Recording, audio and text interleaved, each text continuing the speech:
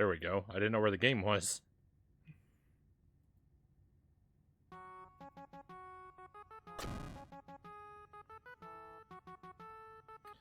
So if you thought I was bad at Splatterhouse, hold on to your hats. Because I'm really bad at Jump King. Coming up very close to 50 hours.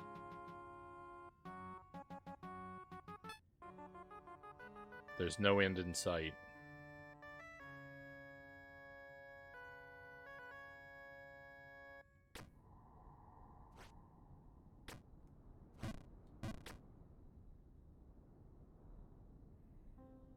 Yeah, 50 hours.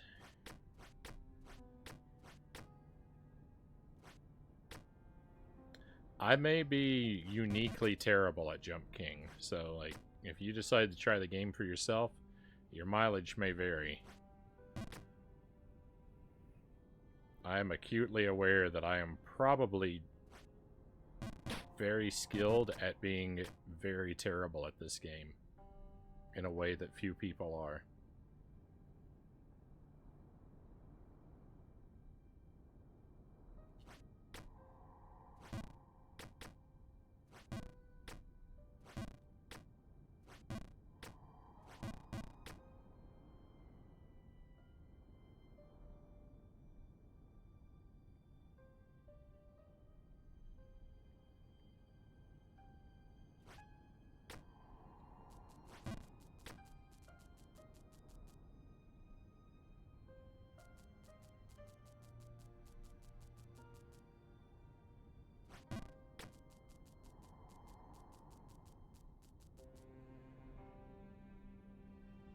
Jump King is a very quiet, contemplative experience.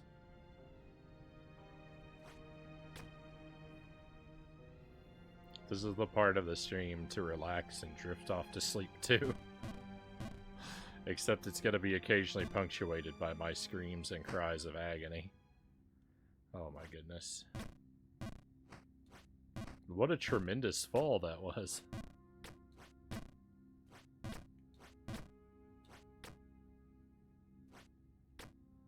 Why did I have to have such a terrible fall so early?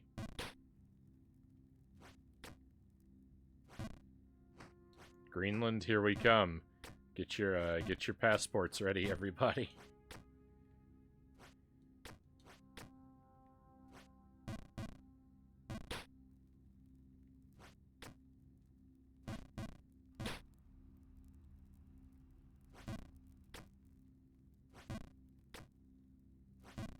Frownie screams and cries of agony. Oh, goodness.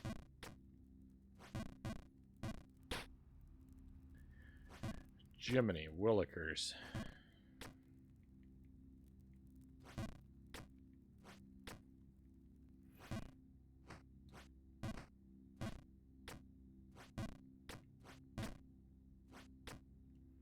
I'm gonna make more of an effort to actively work golly gee into my vocabulary.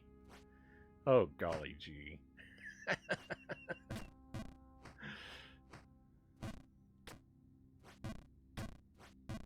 How like,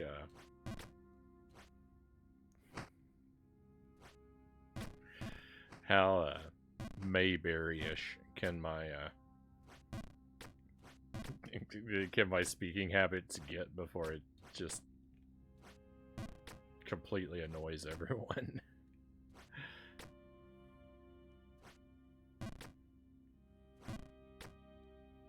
That was a nice jump. That little bounce there, I feel good about that.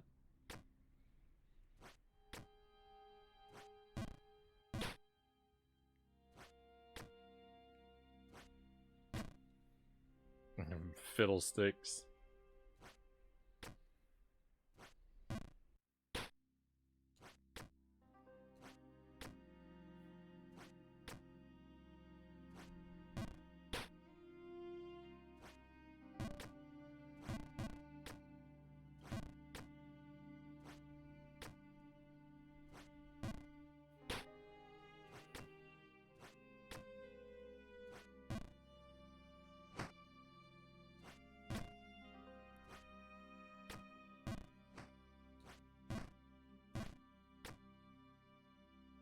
I just fell off a cliff on Dark Souls for no reason. I feel so dumb right now.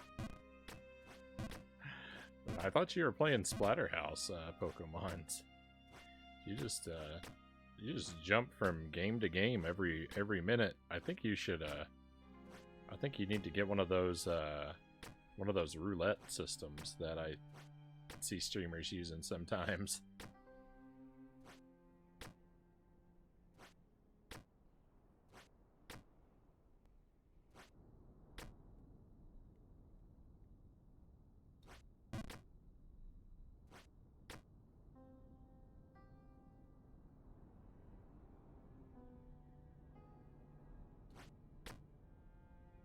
I made it as far as I can go, the eye portrait of the poltergeist house.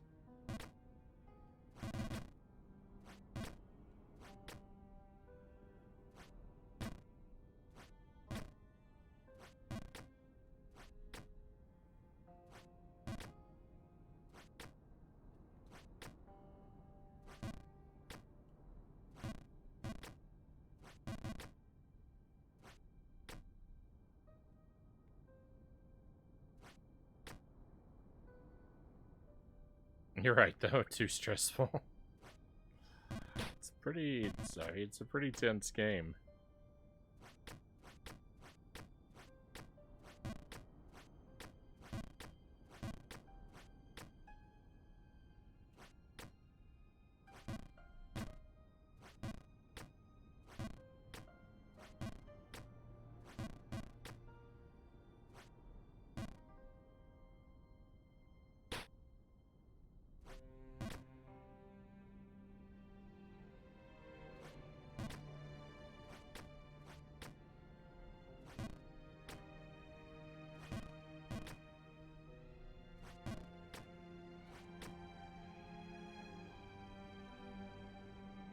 Played through Octodad before. The controls are more wonky than outright hard.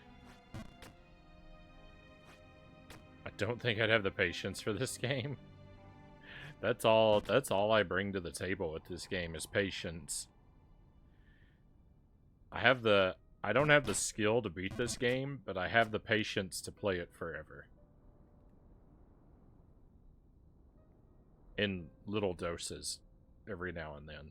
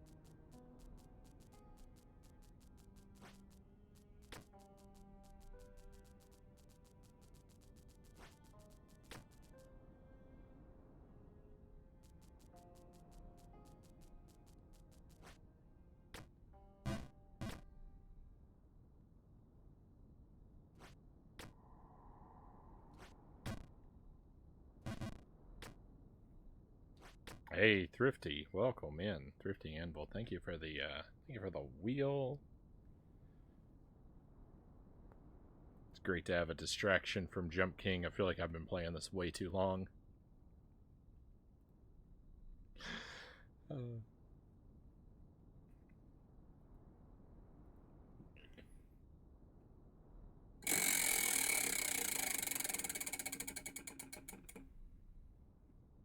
Jerky it is. I'm being appropriately punished for my lies. We just switched to Jump King. I had a great night with Splatterhouse. I got a 1cc. It's only on normal difficulty, but you know, that's a huge improvement. So the jerky is Inferno X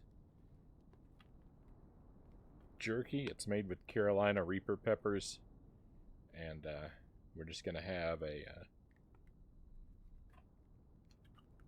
Couple smallish pieces of it. It is pretty hot. It is not the hottest thing I've ever had on the stream.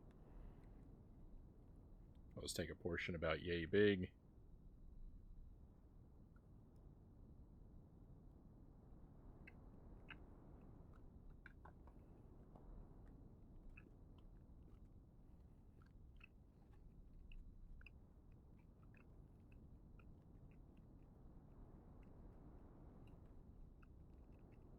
And let it do its damage.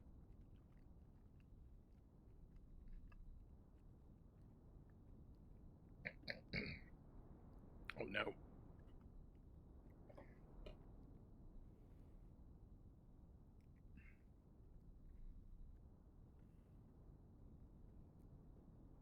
Oh no, I think I bit into a seed or something.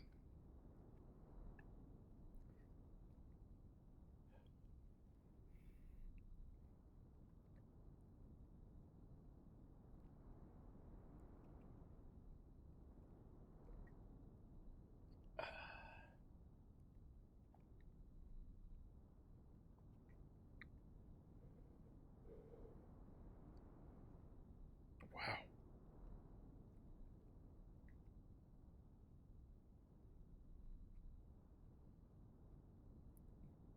That was somehow worse than last time when I ate all that powder.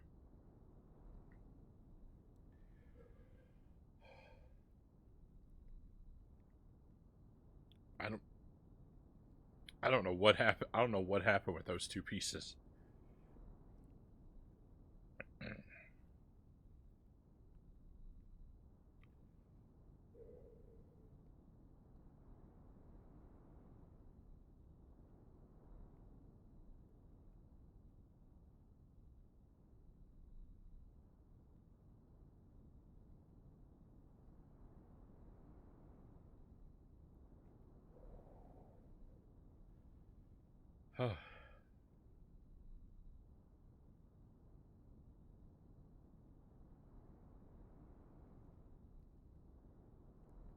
I think I'm going to be okay. That was pretty rough there for a moment. I was watching Splatterhouse too. Thank you for that, Thrifty. Appreciate the lurk. Feel pretty good about Splatterhouse.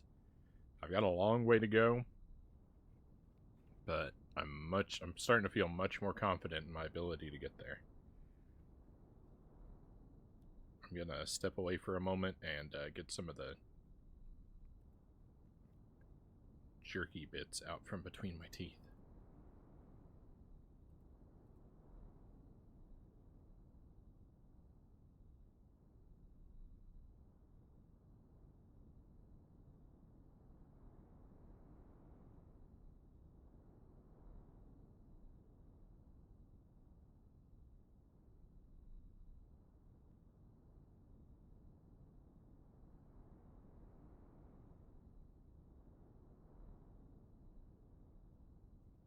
Having the jerky on the wheel means I've got to always make sure I've got some of those little floss things at my desk down here.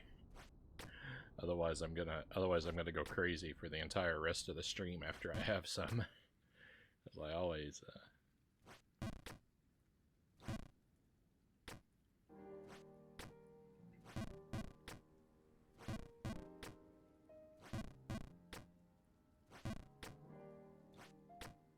have a little bit of a time when it comes to chewing jerky.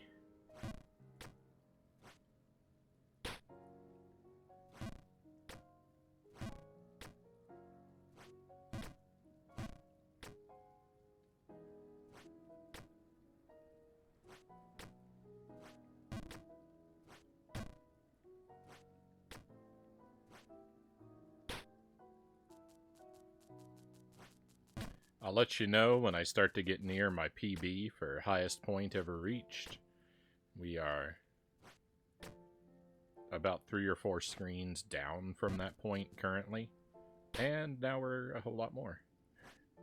I've made it up into this pink area several times. Like, I mean, you can probably tell just from the way I'm jumping, I'm no stranger to this area. But, it is unfortunately all too easy to fall out of here. Those two little gaps at the bottom of the screen are way wider than they appear.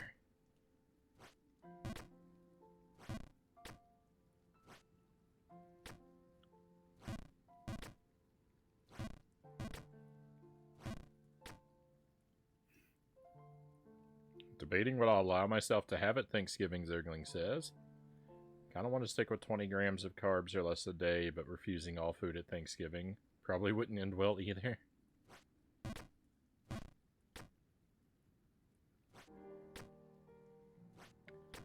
I mean, I would hope if people know that you're kind of on like a specialty diet, they wouldn't want to give you too much grief about it, but...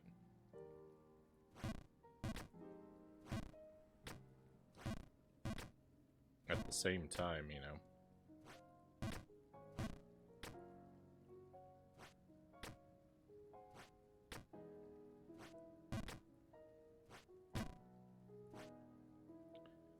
I don't think indulging one meal on one day is really the end of the world.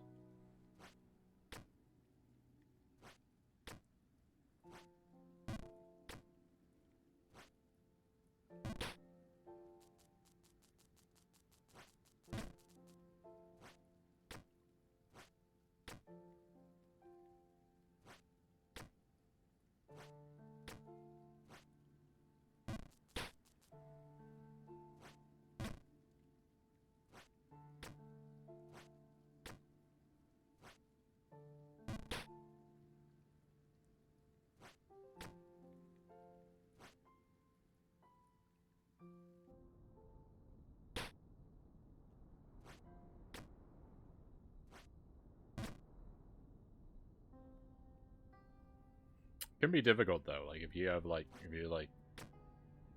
high like perfectionism tendencies, or if you have like an inclination for backsliding to like break off of a restricted diet like that, then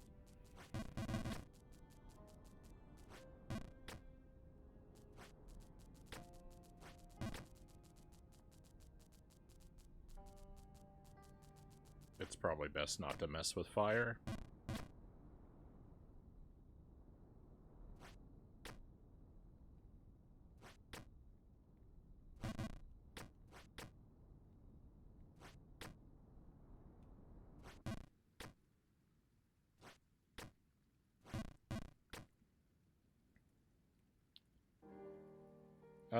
It isn't. It's not like I do perfect on my diet every day either. Living with 3 kids and a wife on the eat whatever diet doesn't help.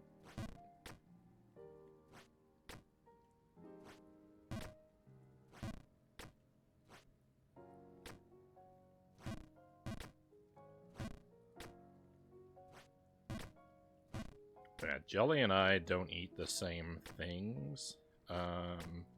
Don't eat the same things all day long. We eat pretty similarly.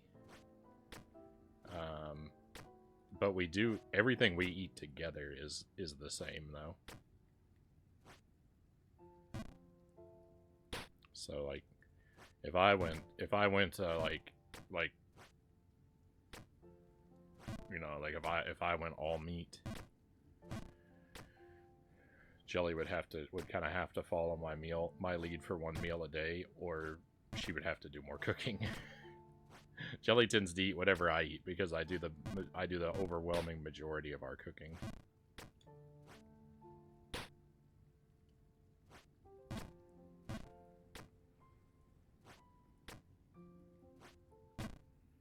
I can be a huge perfectionist.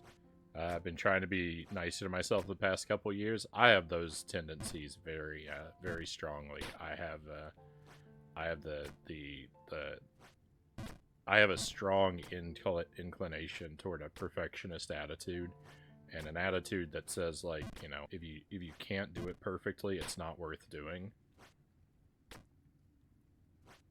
That is a huge hurdle for me to overcome.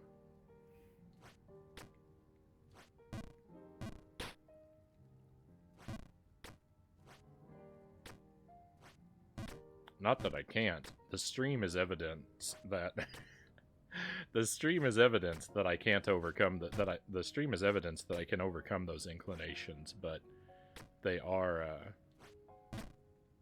I do have to actively work at it.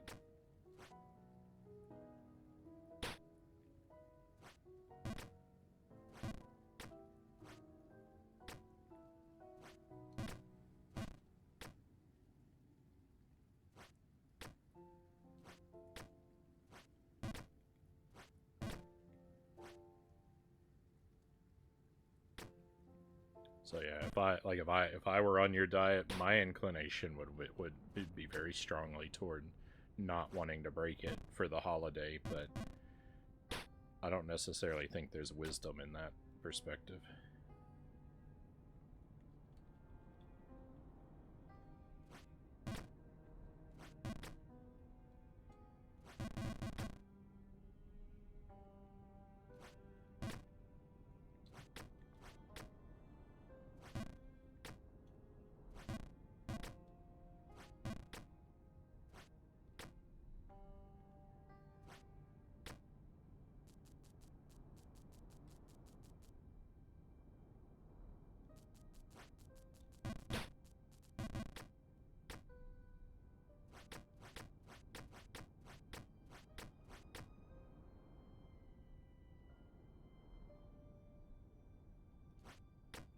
Our sanity is on the line too. Splurging every now and then keeps our sanity in check. Well, I mean, willpower is a finite resource, and so, like...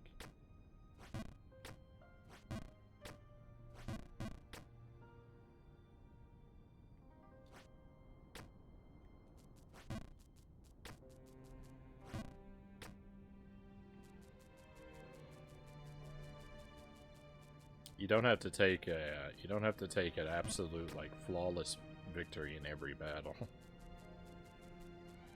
There's strategic concessions are good for, like, you know, your willpower reserve.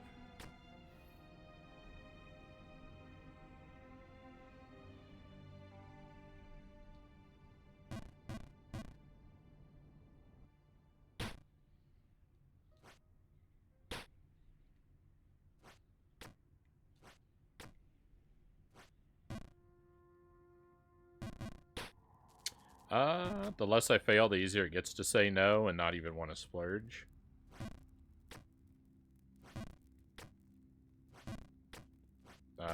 Yeah.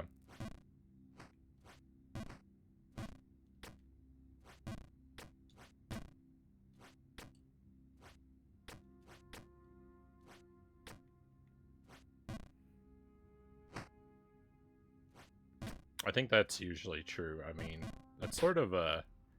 I don't know. I don't know if that's, like, the power of, like, inertia. Where, you know, like... The longer you stay in a zone, the easier it is to stay in to stay in that zone. Or if it's a little bit of the perfectionism, too.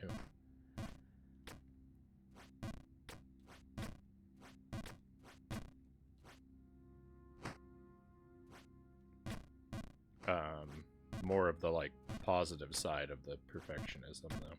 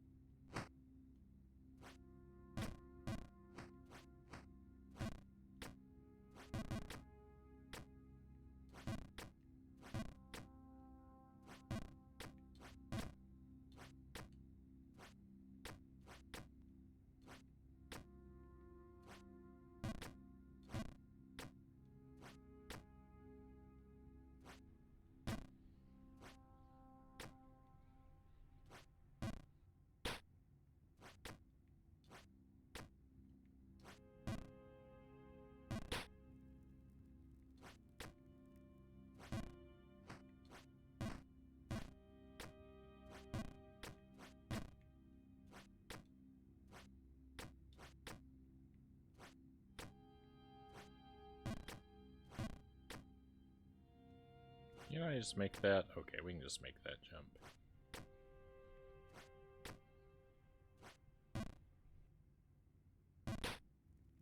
I forgot that.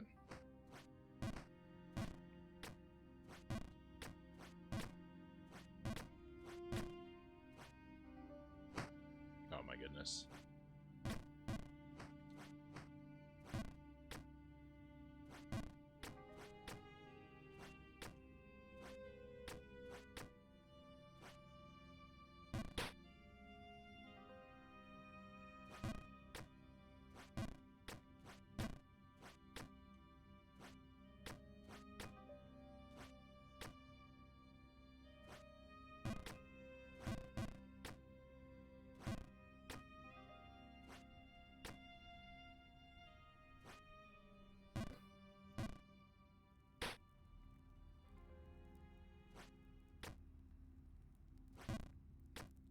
So the thing about this game is everyone who completes it is like automatically knows how to speedrun it.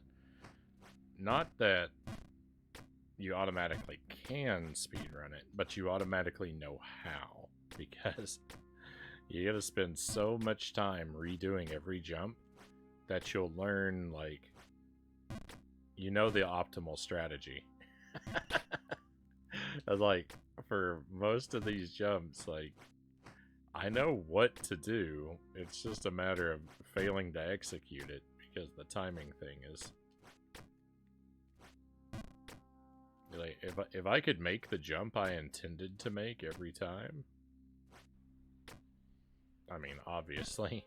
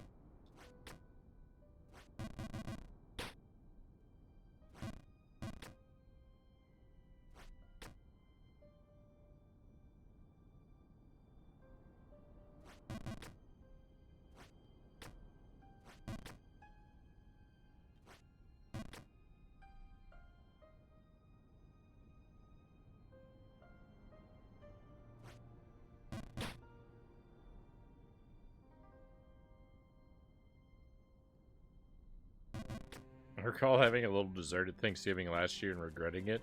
Not because I failed so bad, but the desserts were just bad. Well, definitely, you know.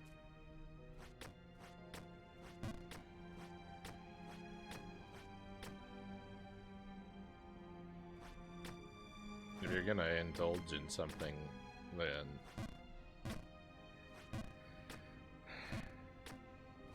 it's certainly a shame if it's not even worth the, you know, if it's not even enjoyable.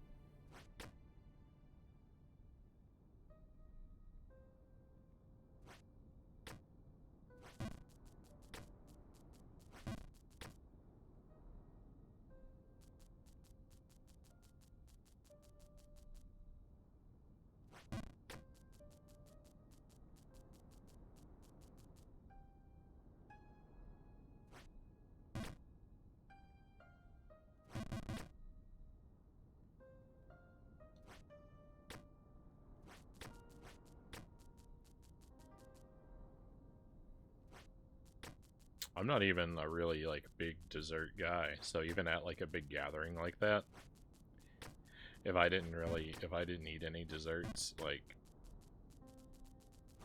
I don't really feel like anyone would notice or care.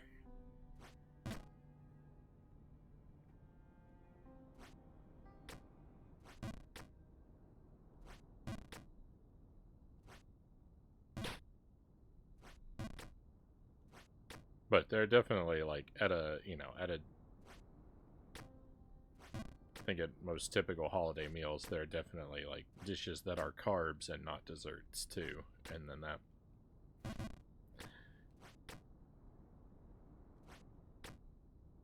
That might seem a little out of character for me.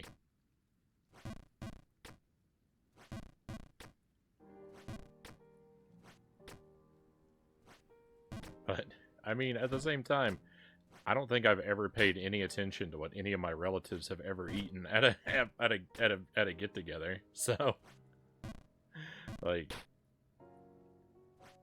I don't think I would even, like, you know, if you were eating at the table with me, Zergling, and you, like, were avoiding all kinds of specific foods, I don't think I would take note at all. So, I don't know.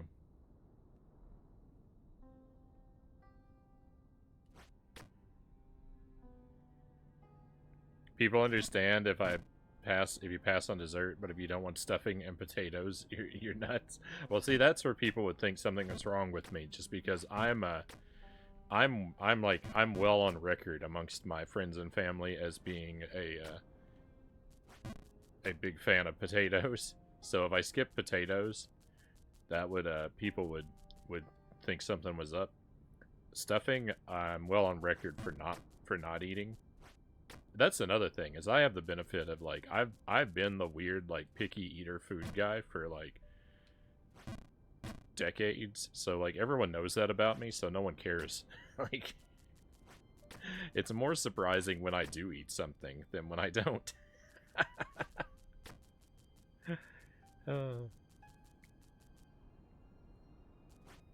My family likes to watch me eat. They say I eat funny and it's interesting to watch, Pokemon says.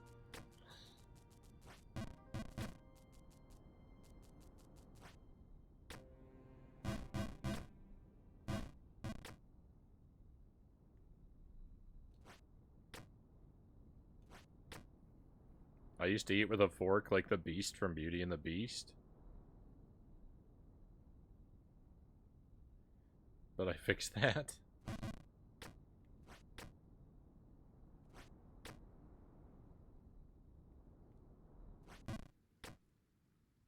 Switching games again, Super Mario RPG time. I do typically switch games a lot throughout the day. I guess that probably sounded like a criticism, and that wasn't really my point. I was just surprised because I mean, I like a variety of games too. That's why we usually do 2 a night.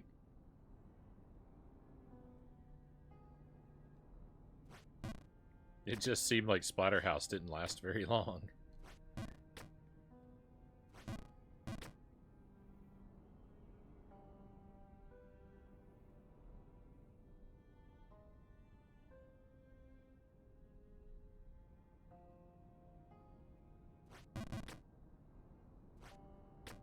Especially after you'd seemed very enthusiastic for it.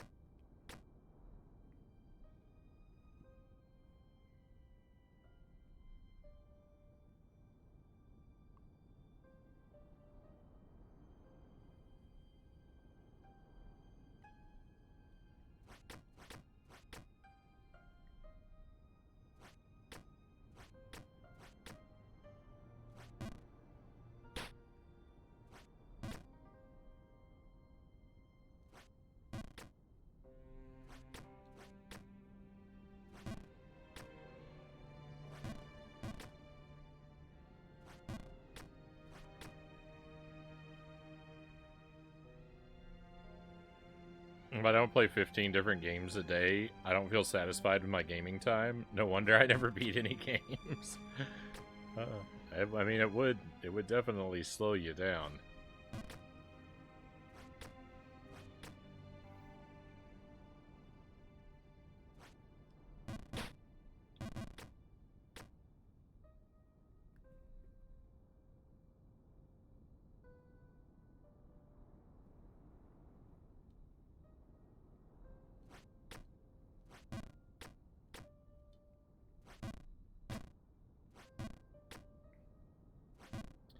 Something like 50 video games included would be really good for you then, because like all of those are like micro games, so you get a lot of variety and you can beat a lot of them, so you get a sense of accomplishment too. You just have to be okay that you're playing bottom of the trash bin terrible games.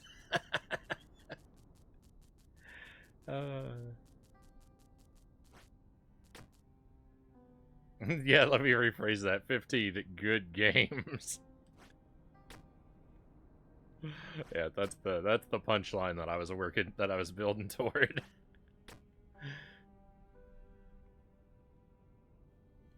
So you get variety, you get victories, you just have to not have any fun.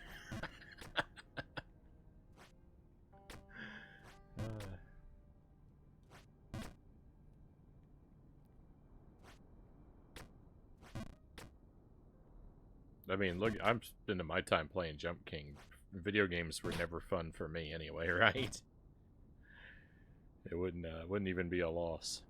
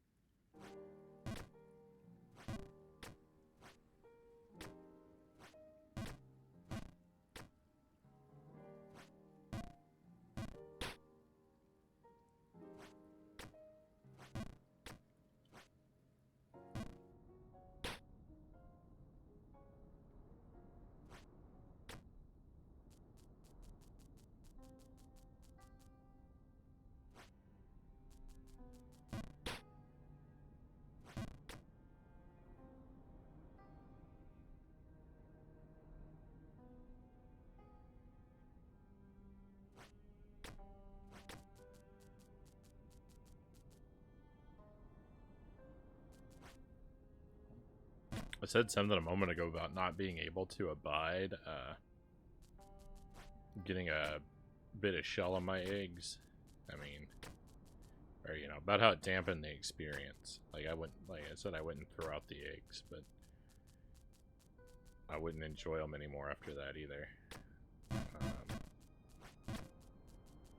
But the worst, like worse than a piece of eggshell, is tilapia.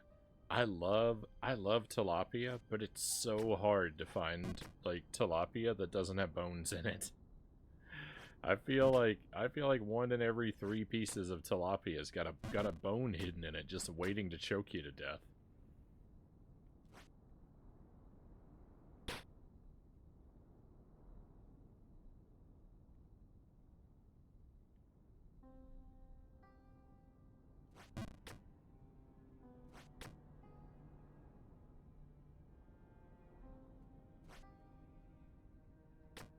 That's way more awful than biting into eggshell is biting into a tilapia bone.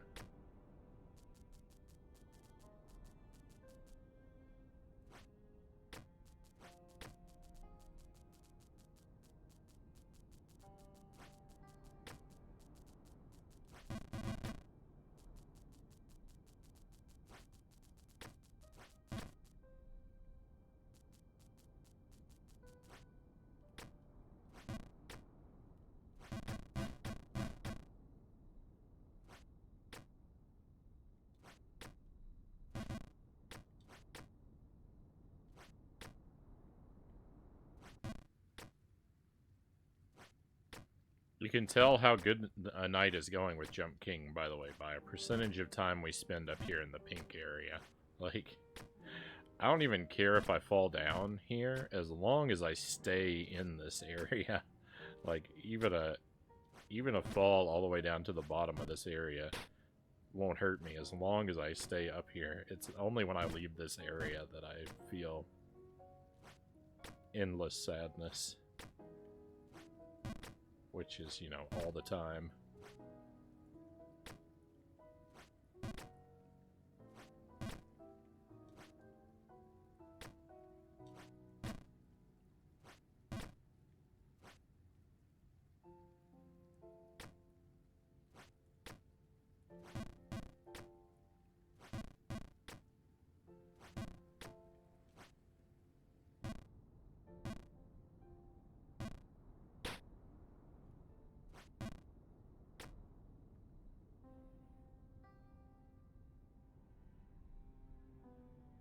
endless sadness.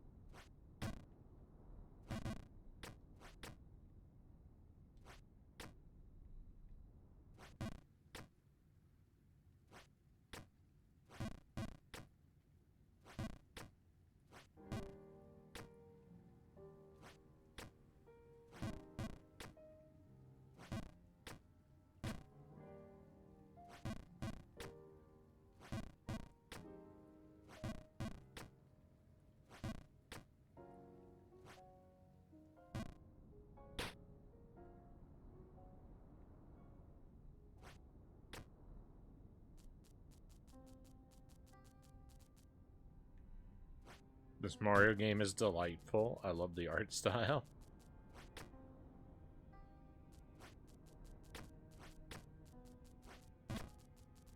I haven't really looked at it myself. Whenever I think of Mario RPG, I'm just gonna probably always picture the art from the original. Or, you know, like the promotional, like the high quality, like promotional 3D art that kind of surrounds it.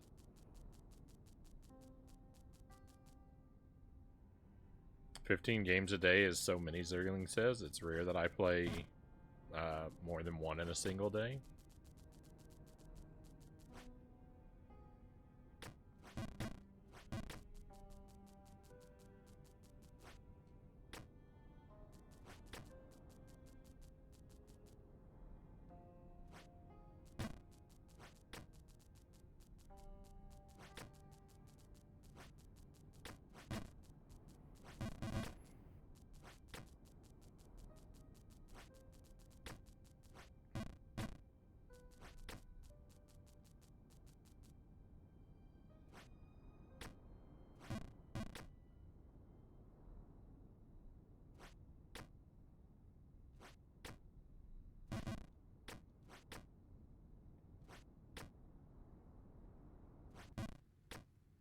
I wish I could keep my attention on a single game until I completed it, but I get bored so easily.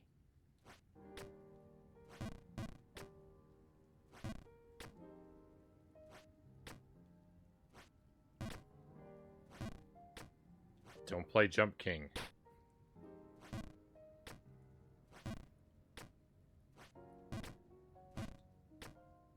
Boredom content of this game is very high.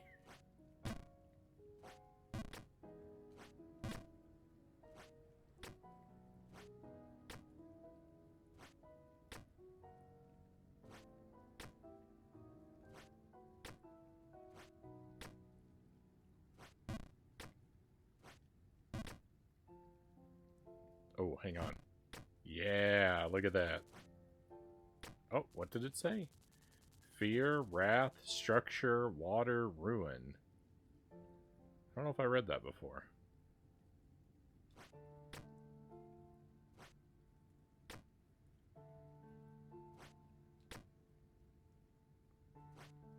No.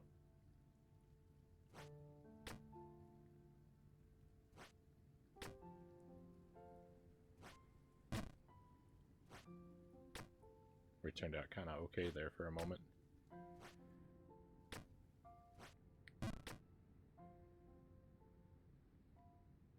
I think this screen might be my PB. I don't think I've been above this screen. I think I've been all the way up there to that last jump.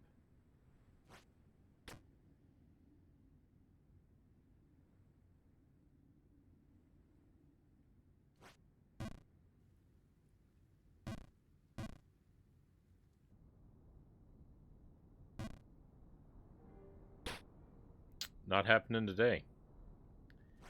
Not happening today. I doubt I'll even get back up there today. What a nightmare. You see how much height I lost from one jump?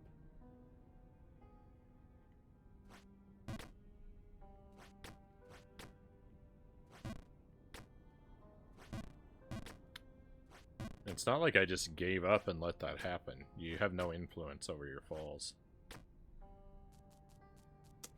It's designed. It is designed to take that much height away from you. Like, they planned it just perfectly so that you won't get saved by anything.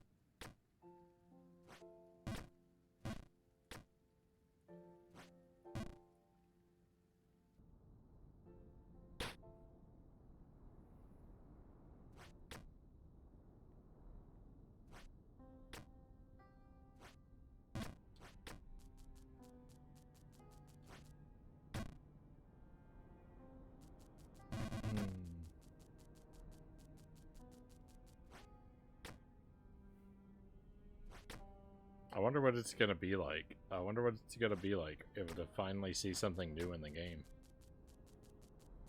But like, even though like I've made it to a new screen a couple times now, like taking the last several nights of this game like as one, I've seen a couple new screens. It's been a very long time since I've seen a new area. Like I haven't ever seen anything above that pink zone. And just like I don't remember what it's even like to be unfamiliar with something in the game at this point.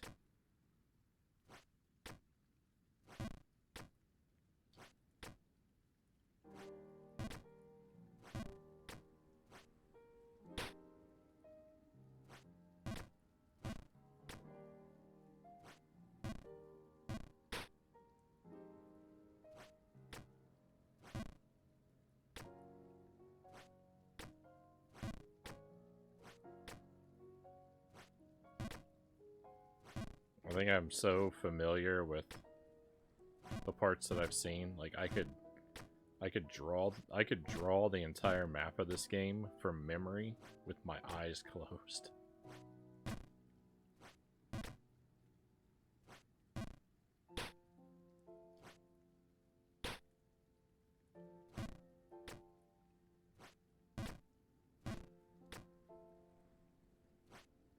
I don't think this game is going to work out yet, Pokemon says.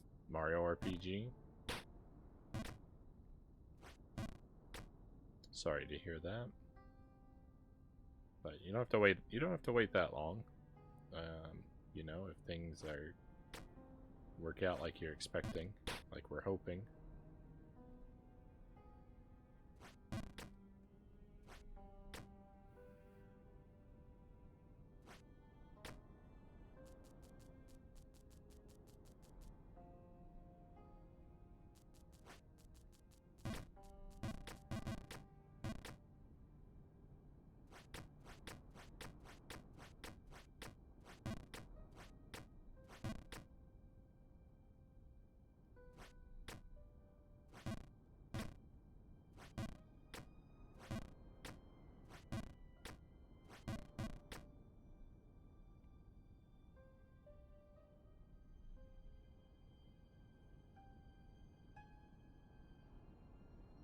I'm like the miner's canary when it comes to fun games. If I feel something in the first 30 minutes, the game is fun.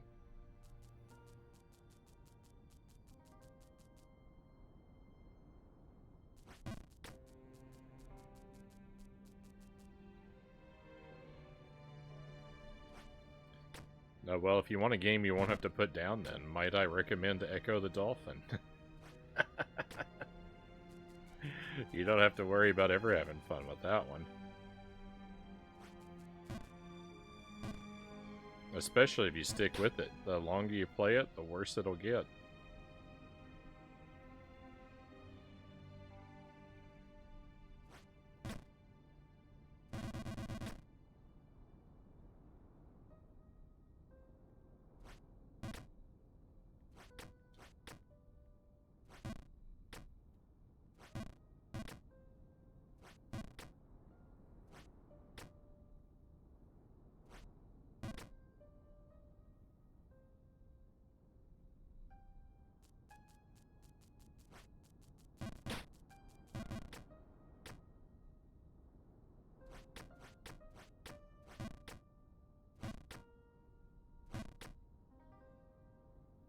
And Sonar Effect will forever haunt my dreams.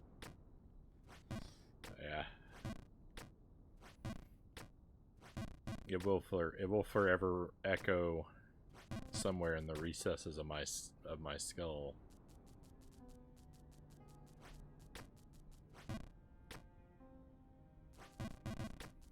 It's a shame because now I can't ever have an MRI or you know, like a brain scan, because the rattling around of that sonar effect inside of my head makes all the scans unreadable.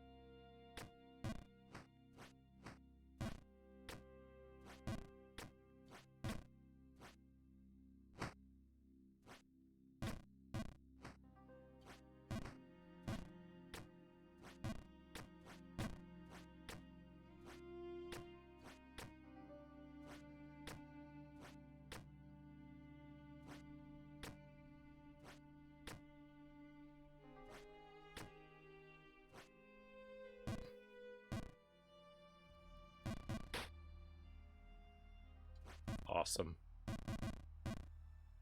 Super awesome.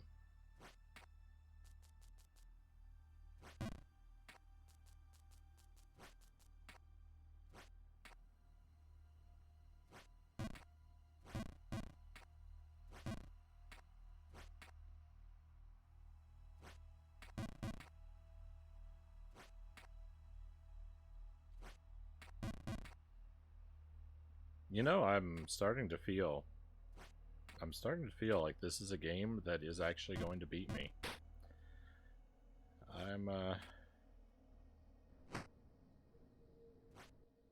I'm thinking this is a game I'm gonna give up. I don't know if I've really felt this way before. I've thought, in the past I've always felt like I was never gonna beat it, but I was gonna play it forever. And I'm starting to feel like I'm not gonna play it forever. And I'm not gonna beat it. That I'm just gonna stop. I think that's what's gonna end up happening.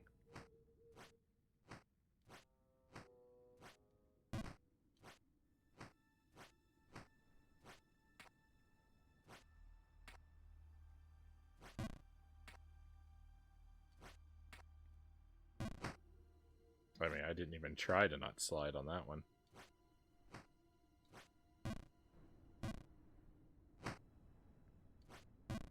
You gotta do what you gotta do. Look at all the hours we will have wasted.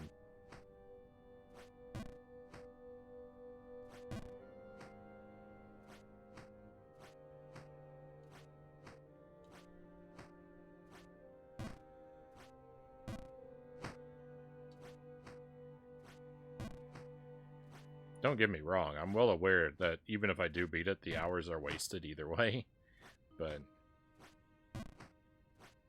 I can pretend to delude myself if we were to beat it, but we won't.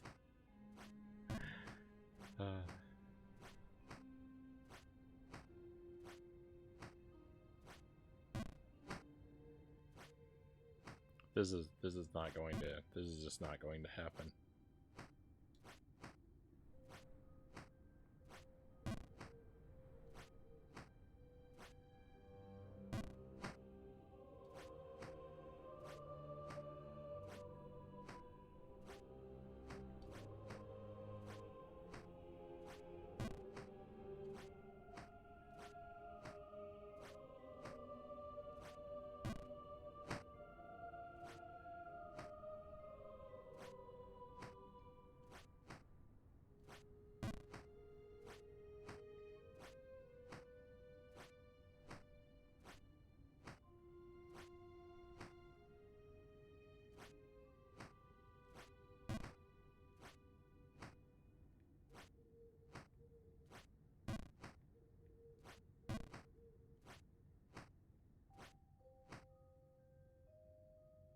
What is your position on the games are supposed to be fun mentality? Pokemons, have you seen the stream?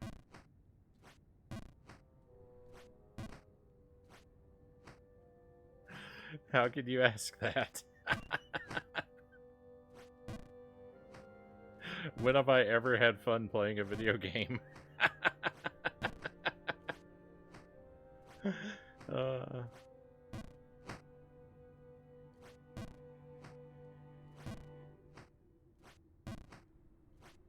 No, I think people should enjoy themselves at the games that they play. I don't, and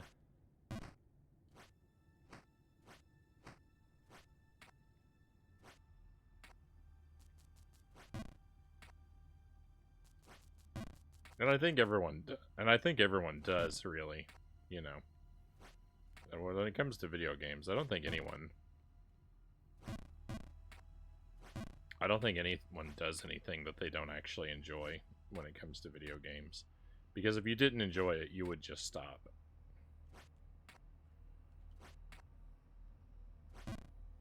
But we do enjoy things in different ways. Because see, a lot of like the thing is like, because of that, we enjoy games in different ways. I think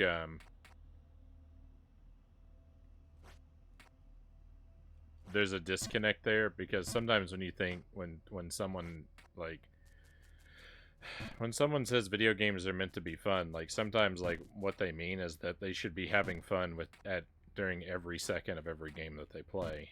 And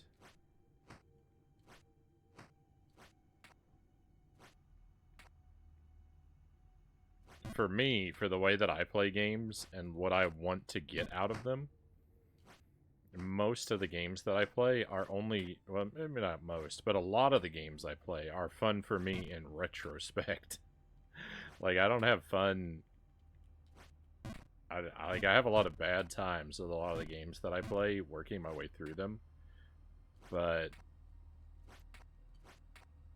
the act of making it through the game retroactively turns all those bad moments fun.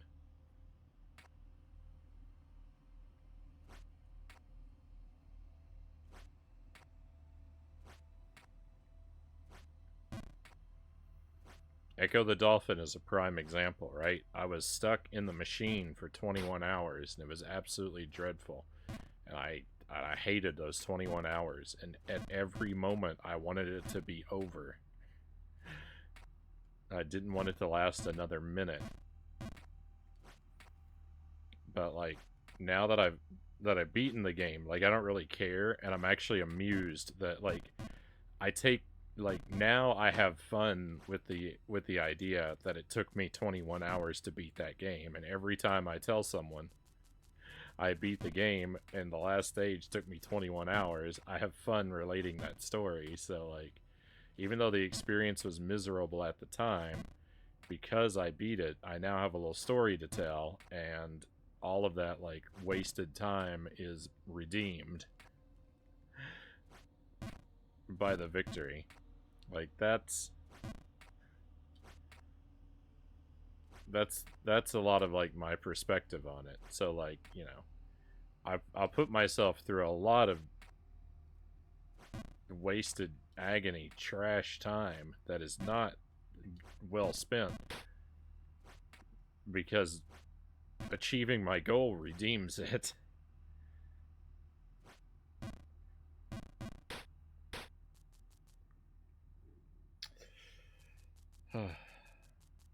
But not achieving my goal, that's a pain beyond the world. Hey, Buffalo Hopscotch, welcome in. Hope you're doing well. I'm doing all right. No major complaints. You know, like everyone, got a little bit of stuff going on in my life. My dog's a little sick, which is unfortunate. That puts a damper on things. I don't think it's anything serious. I think he's gonna be okay. It's just some digestive trouble. He's making some messes. It's a little inconvenient, but I don't think he's seriously sick. Just some inconvenience.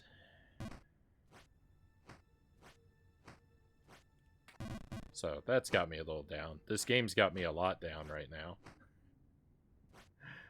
But, you know, life is generally pretty alright.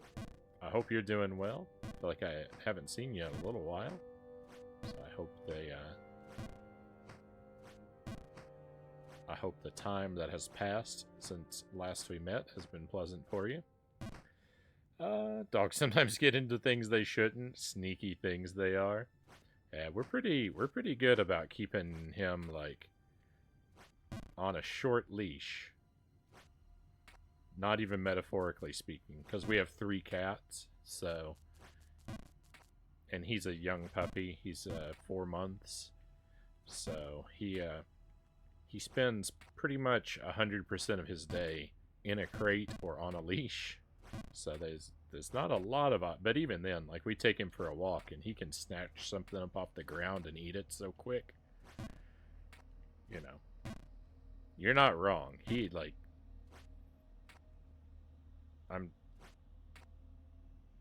I actually think the problem is probably stress because we went for a walk. We went for a walk a few days ago and got kind of attacked by a great big dog. Not actually physically attacked, but chased and circled menacingly. And I think he's been on edge ever since that, and that's just caused him to have some, like, you know, the stress is because now when we go for walks, like, you know, he's like on high alert. He's super nervous because that happened once. So I think just the stress is getting to him, and he'll probably be all right in a couple days. We got him some medicine too, some over the counter stuff that hopefully is going to help. If it doesn't, you know, we take him to the vet, I guess. But I think he's gonna be okay. I'm not feeling pessimistic about it.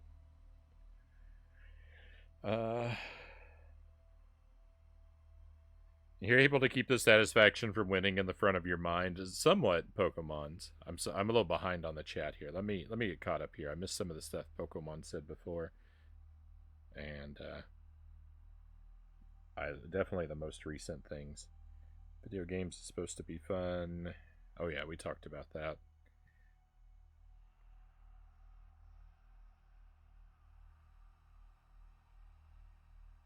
If a game's not fun, why bother? And he kind of makes a point.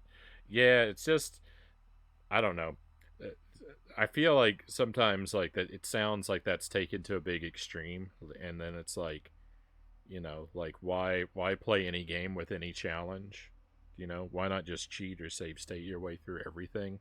Because video games are supposed to be fun, right? And it's like, I mean, if that's the way you want to play games, fine, go ahead. Because again, like I try not to tell people how they should play, but that kind of play is not appealing to me because it is the act of overcoming the challenge that like is what gives me my gratification from games for a large part. And so the worse the challenge is to overcome, the more satisfying it is in the long run if I do it. But that's not a kind of fun a lot of people can have, right? Like, other people aren't wired like me, and I get that too. Um, been okay, just busy with work. Buffalo says. What kind of puppy? He's an Australian Shepherd. Um, probably some kind of mix. Like we didn't have him DNA tested. He just looks like an Australian Shepherd. He's he's mostly that based on his appearance, but there might be something else in there too. Probably understandable. Once you go for a few more walks, he learns that's not going to happen every time. He might calm down a bit. Yeah, we actually haven't been walking him out in the same area. Um, I'm gonna see. I'm gonna see if things clear up for him first. Well, I'm gonna wait until things clear up for him first. But you know, we're not. We gotta go. We gotta go for walks, and there's only so many places that you can go, and I can't let someone's irresponsibleness like cut off an entire section of the neighborhood for me. So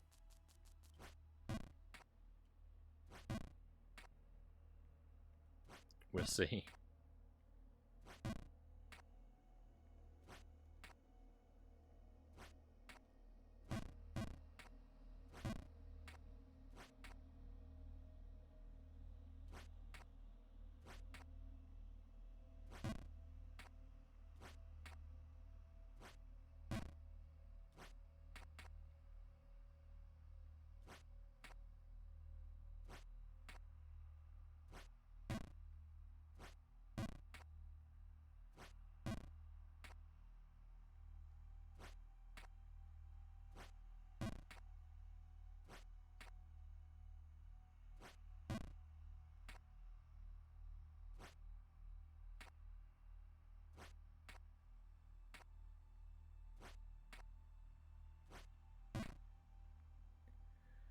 think challenging games can be fun too.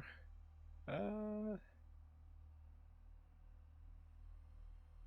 Psychologists have that thing I'm sure you've heard of called flow, where if a game is too challenging, it's frustrating, and if it's not challenging enough, it's boring, and it's difficult for a game designer to keep the player in that state of flow. Well, here's the thing: is that that state of flow is going to be different from person to person, to a large degree. So, like,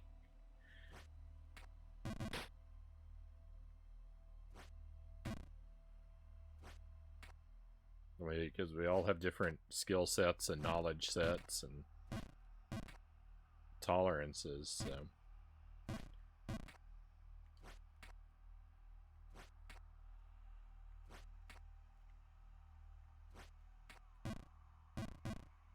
This game has no flow.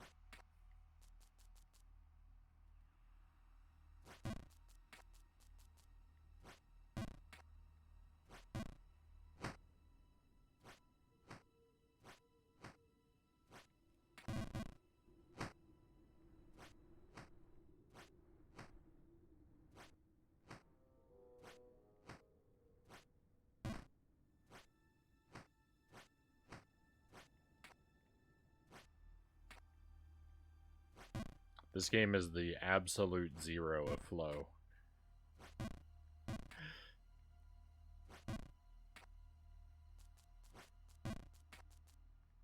Not a single particle can move.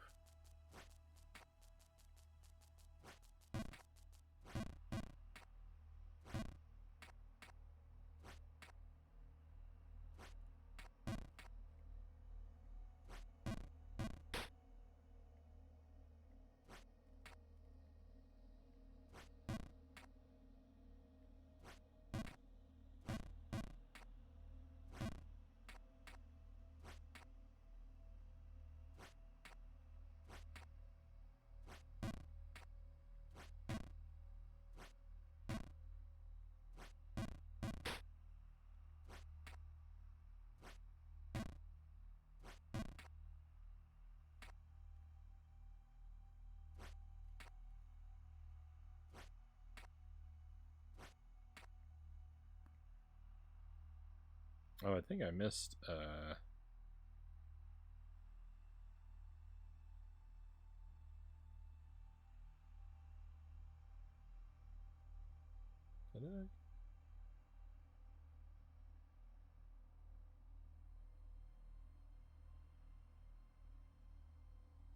I think I just misread something.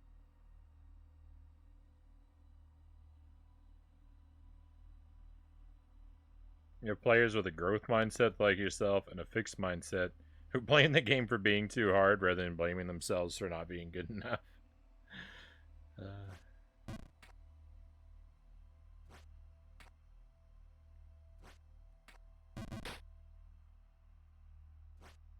Growth mindset.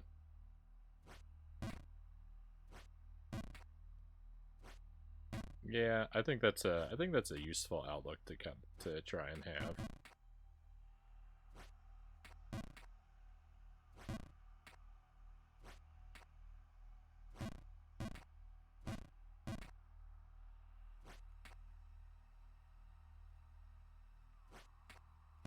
It's hard to feel that way all the time.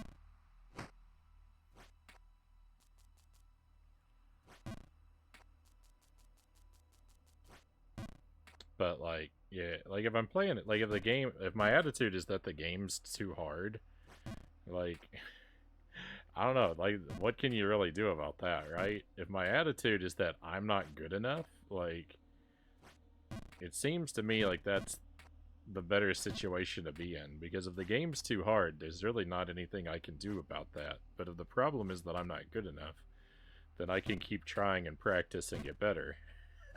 So like there's something I can do about I'm not good enough. There's not a whole lot I can do about the game's too hard.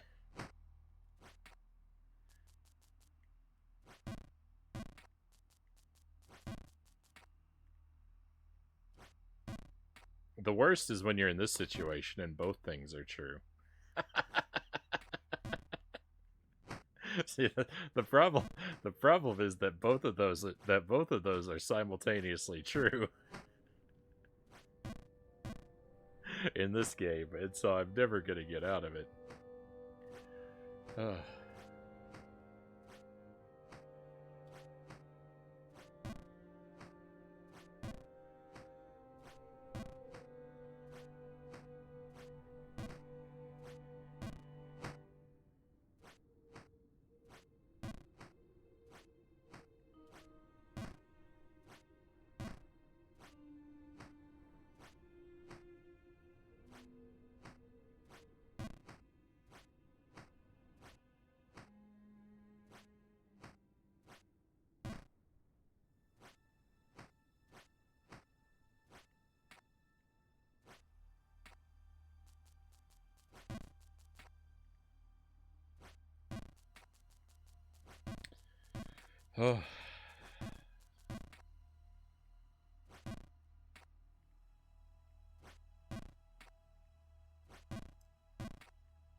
This game would be a lot more fun with checkpoints. I know the purpose of the game. I know the purpose of the game is to not have them, but like, can you imagine if every time the scenery changed, not every screen, you know, but if every time the scenery changed, you hit a permanent checkpoint? Oh, what an amazing version of the game that would be. If I could be in that timeline.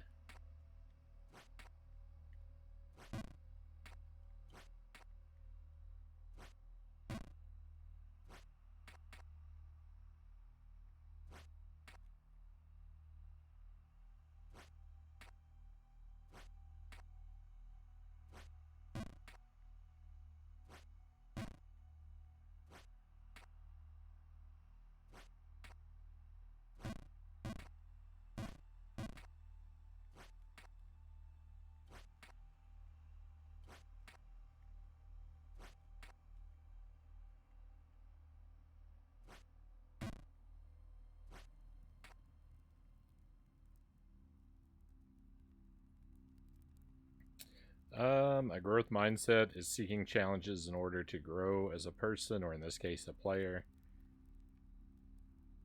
I think we all don't sit 100% on one side or the other. Like me, I'd say I'm 80% growth and 20% fixed. Well, I mean, it's pretty hard to be all one thing, you know?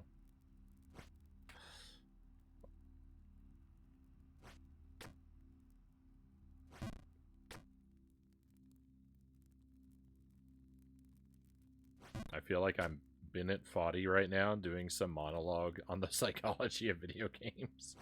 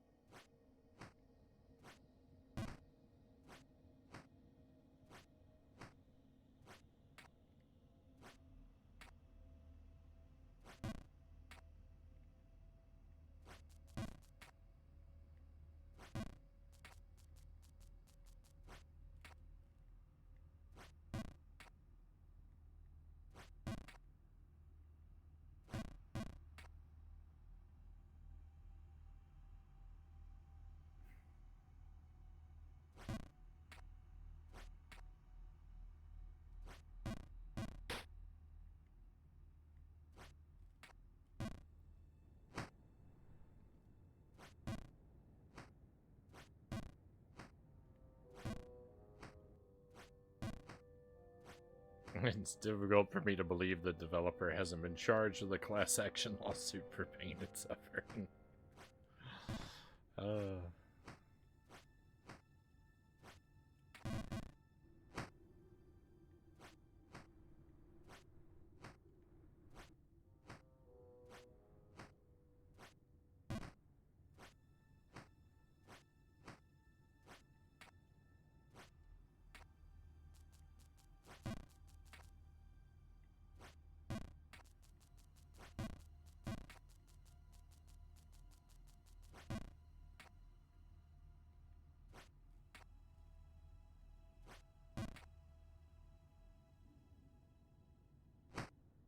Awesome. It's rare that I fall straight down anywhere like that. It's not rare to fall for so far. Awesome. Welcome to Bedrock. This is as low as it gets.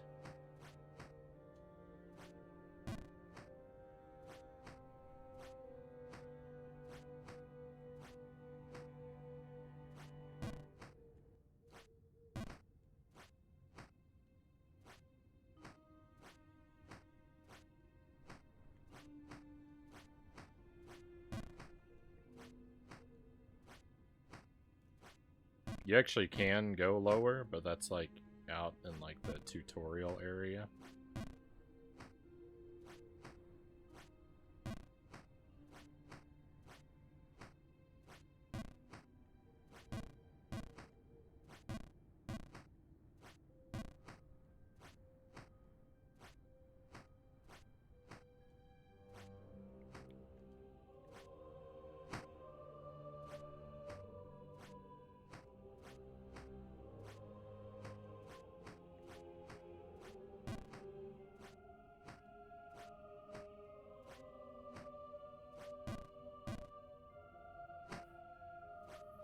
It's one of those situations where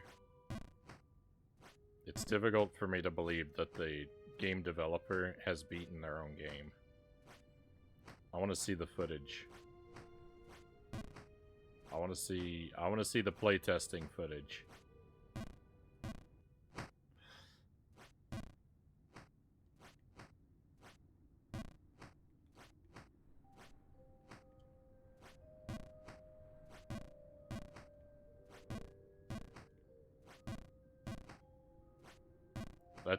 That's a bad feeling to have. Like when I have like the feeling, the suspicion that the game hasn't been cleared by its developers, like, because I play a lot of garbage that very clearly was never play tested.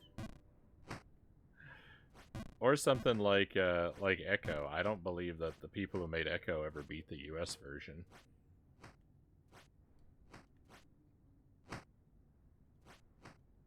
Maybe the, maybe the Japanese one, because it's easier, but...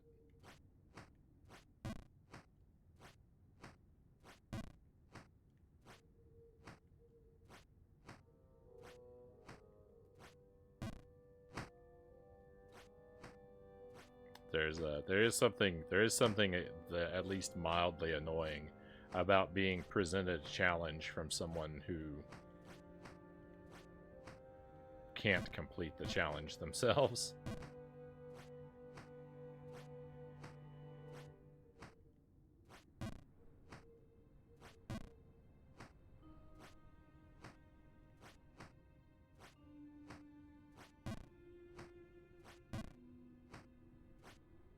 Greenland welcomes Frownie. I mean, we've been here a while now. We've been here a while.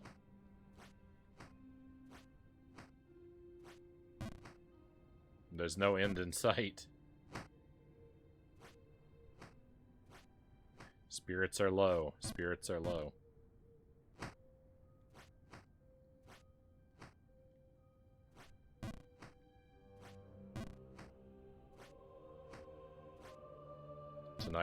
Tonight is not my night for Jump King.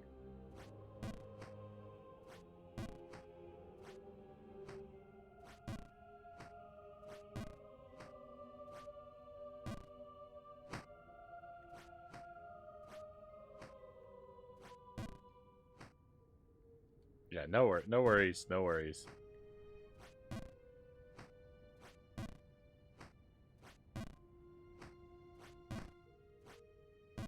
You haven't missed much. I've just been in despair. I did say that I am starting to suspect that this is a game I am going to give up on. I do not have my rosy, optimistic outlook anymore. That previously I thought I'd play this game for the rest of my life and just never beat it. But I kind of think I will give up on this game.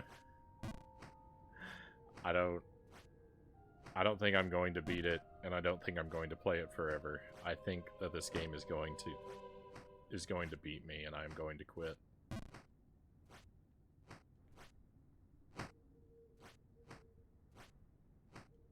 I don't know how soon that's going to happen, but that's starting to feel inevitable.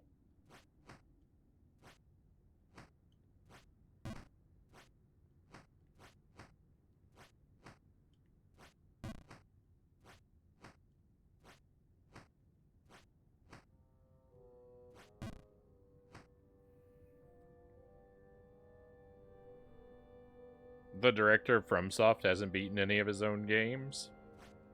That's disappointing.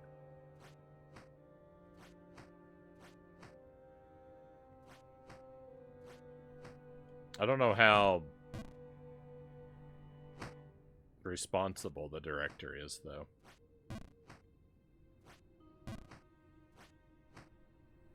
When you say director, is that like director of the company? Because, like...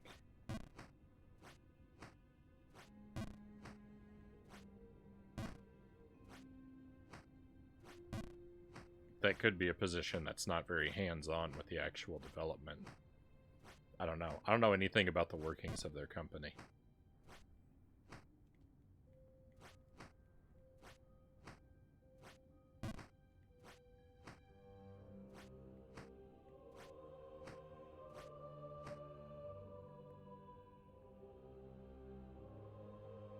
He says they're too difficult.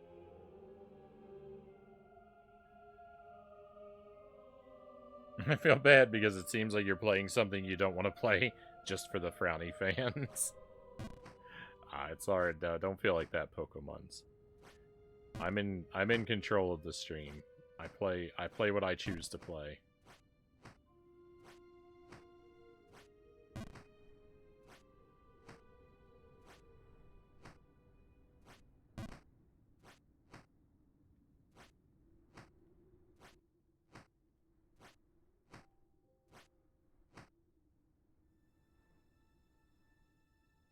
That is game director. That's disappointing.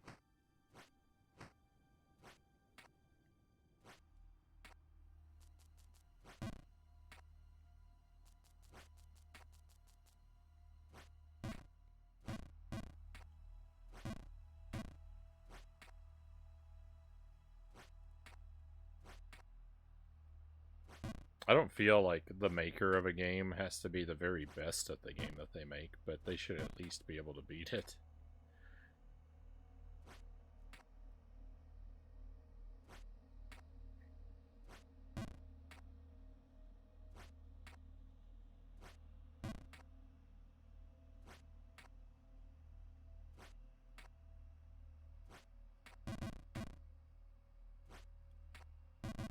Not that it really makes a difference. Like I said, it's just annoying.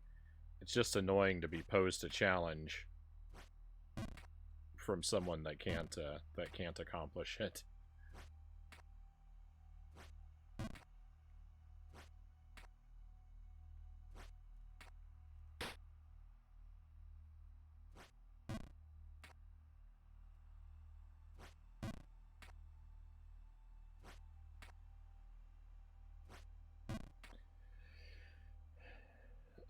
Wasn't there another path you were attempting earlier? There's another path, but I mean, if I'm gonna give up on this path, I might as well give up on the game.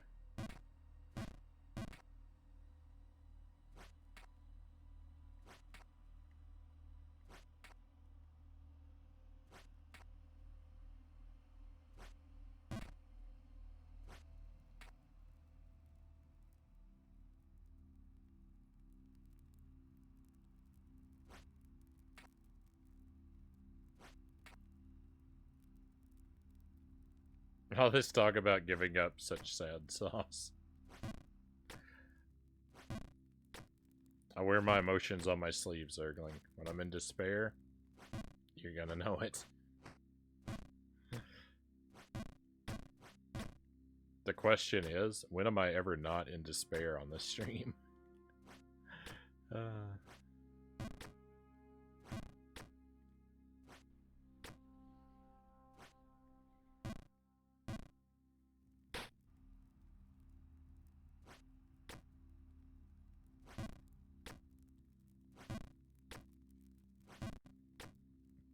Maybe they had some testers who proved it was beatable and dubbed that was good enough. Well, yeah, I think that's how a lot of those things go. But just, you know, if you're the creative genius behind a game, then you should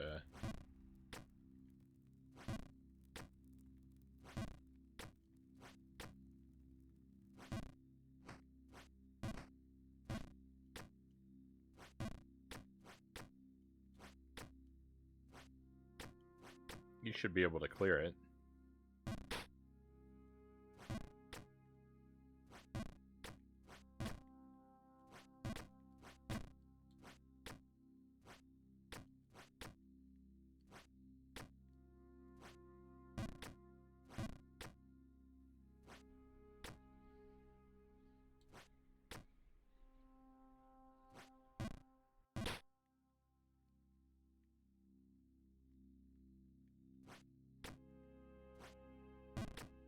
A game like this, though, like, you know, like, to prove it's beatable, like, it could have been play-tested with, you know, with checkpoints or a rewind feature or something like that that was taken out of the game before it was released, and, like, you know, it would theoretically have been understood to be beatable, but then, like, no one who worked on it actually beat it.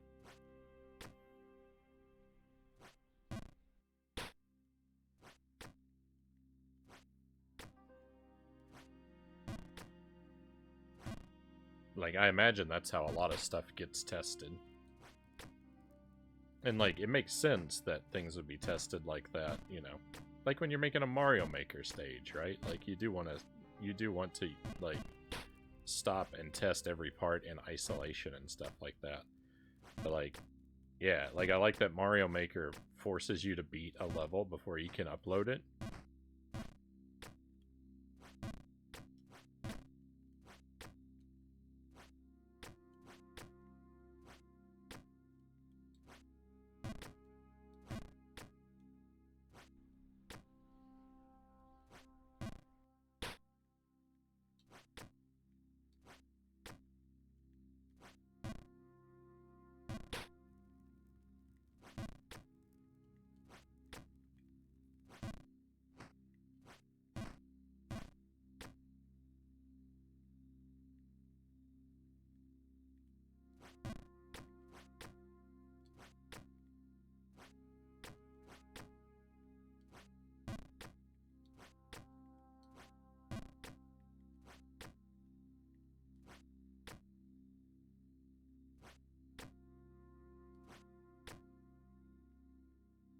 Well, there is definitely an extent to which that is true, Zergling, about having to go back and forth.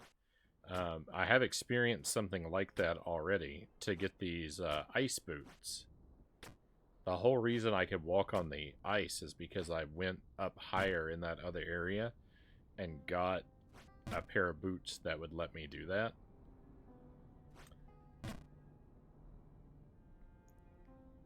But I have never hit an impossible obstacle in this area since then.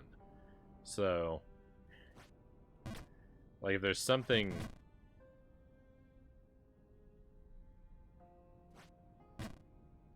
I haven't come across any motivation to go back into the other area since I got these ice boots. I did come over here, find ice, find that it was an impossible obstacle, and then that forced me to retreat back into the main area until I got these ice boots. But I've yet to gain an item that seems like it could be useful elsewhere in the game, or encounter an obstacle that I can't pass. So, like, there's no... There hasn't... I'm open to the idea of returning to the other area of the game if this area forces me to. But until that happens, like... I'd rather just stay over here.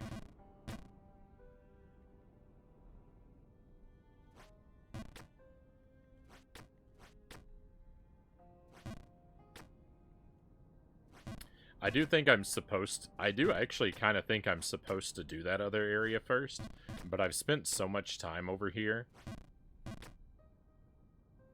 that I really just want to be stubbornly stick to wiping this one out first, and then, you know, ideally that would mean the other area is just that much easier. If this was the harder zone that if I'm right that this is the harder zone that I'm supposed to be coming to last or later.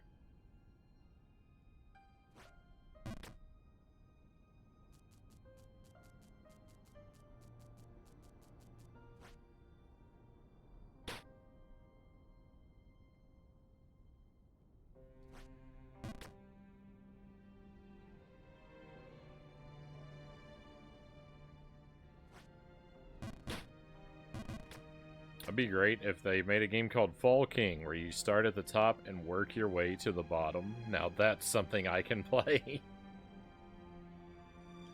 I think there's a game like that. I think it's called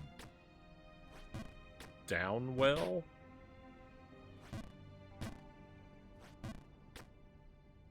I think it's like Jump King. It's like Mirror Universe Jump King. All you do is fall. I think that game exists. I've never played it, so I might be wrong about what it's like, but it might be worth taking a look at.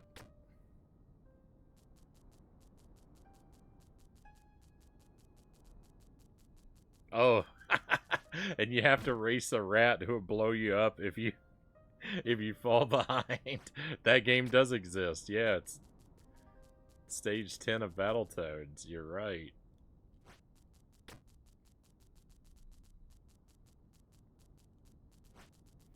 Battletoads is so good. I miss the days when I was stuck on the Klinger Winger.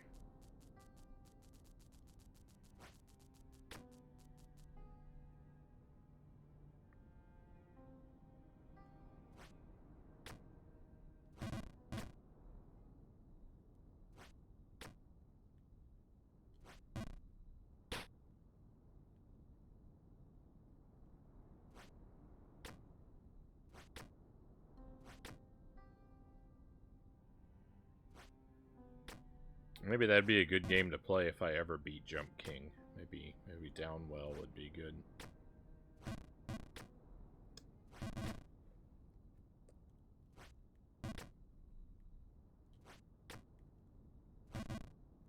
Have some of the opposite experience.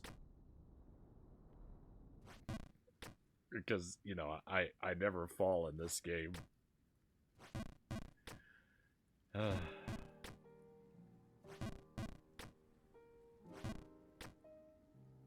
It took so long to get back up here. And our stay is going to be so brief.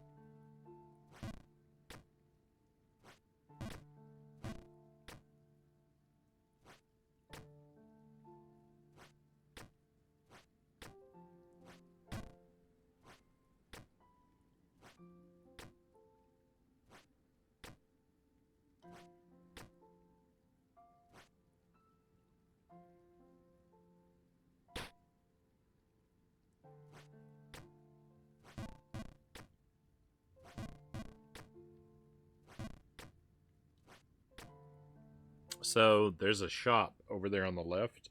I'm also acutely aware of that. Just like I bought the ice boots to be able to get past the ice, there's a shop there. I don't understand what they're selling. I think they said that they were large boots or something like that. It's not clear to me what effect they'll have. They want 10 silver. I've got 5.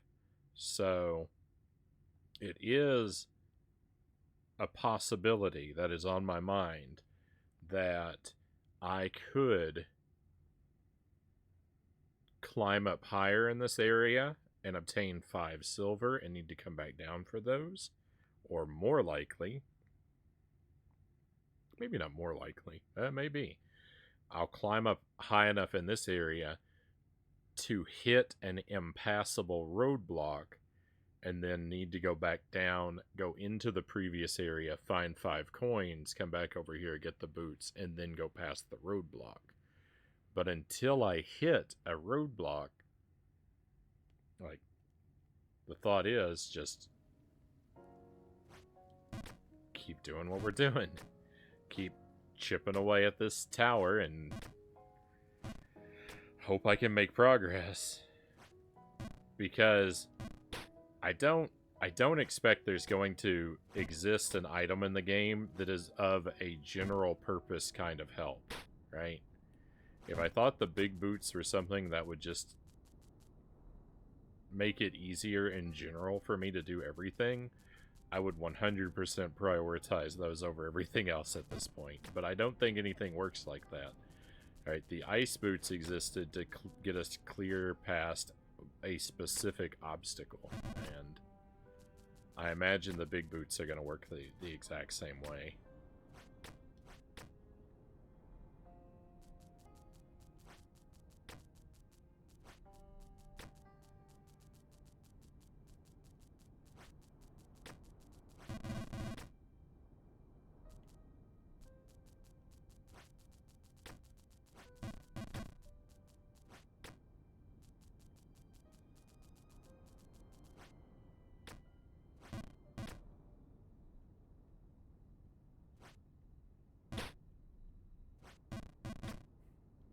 So there are thoughts that occur in my head when I play. Like, I do ponder my situation and whether or not I'm making the right decision sometimes.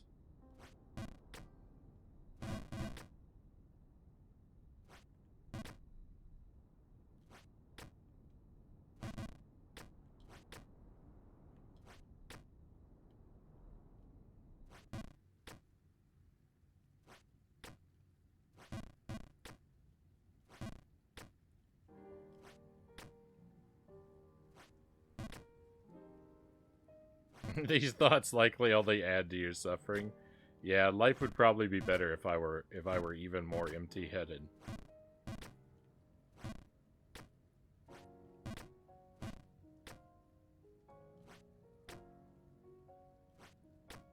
Things aren't so bad when you don't know how bad you got it, right?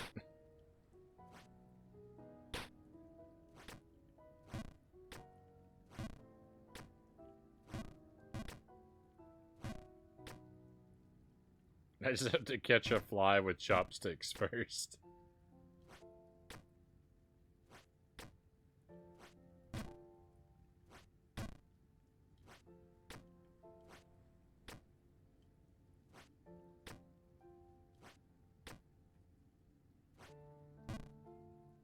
I wonder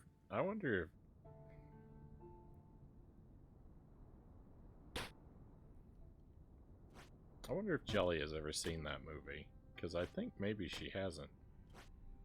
It's been a long time since I've watched it, so it would be something we make time for this weekend.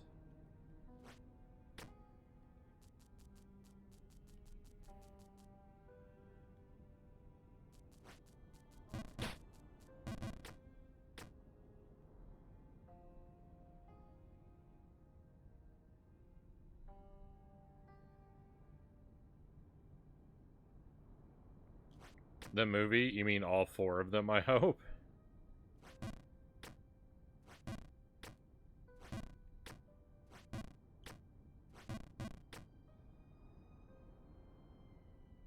Why not? Why not all 5?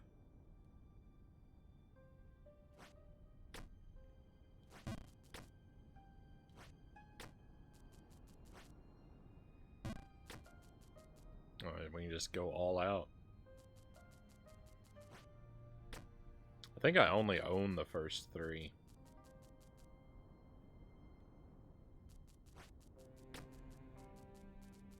I think I've seen... Well, no, that's not true. That's not true.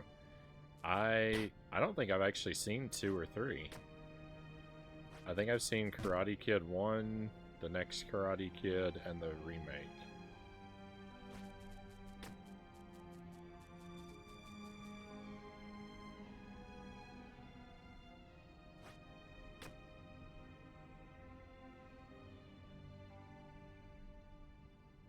The secret to catching a fly of chopsticks is to cover the tips with honey.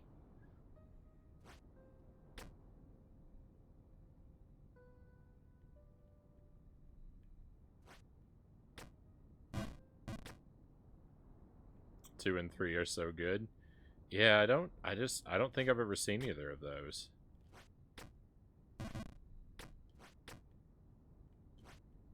I was really young. I was really young when I watched the first one.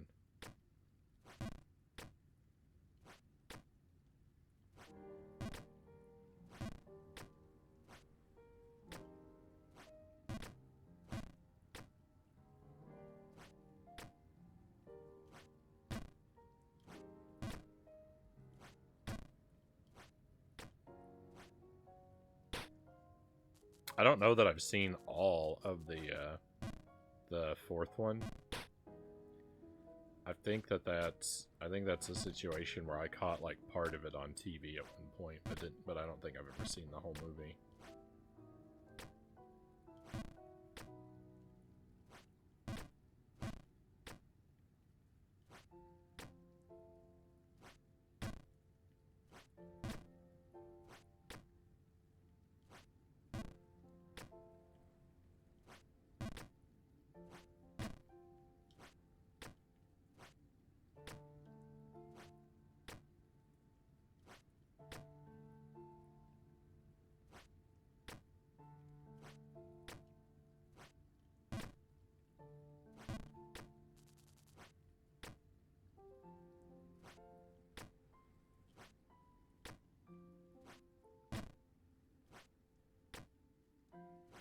No.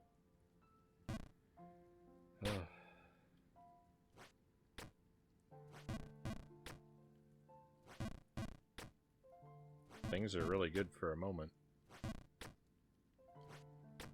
But just a moment.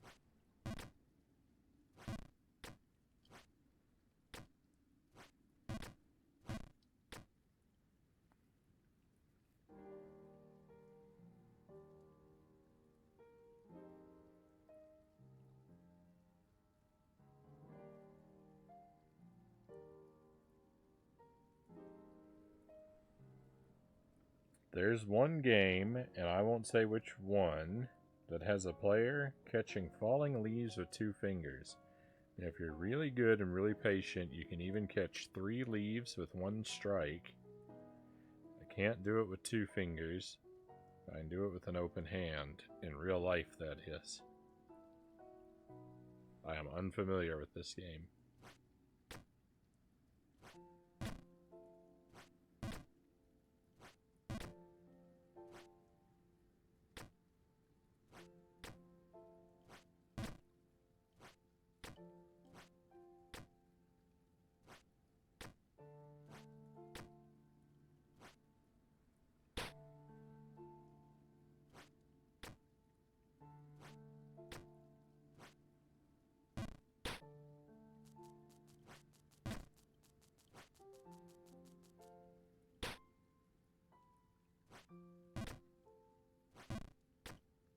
I don't have any memories of ever trying to catch falling leaves as they came out of a tree.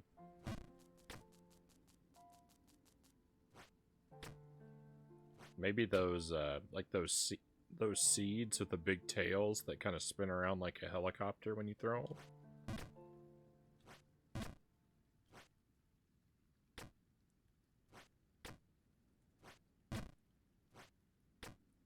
I can think about, like, hanging out trying to catch those as a kid.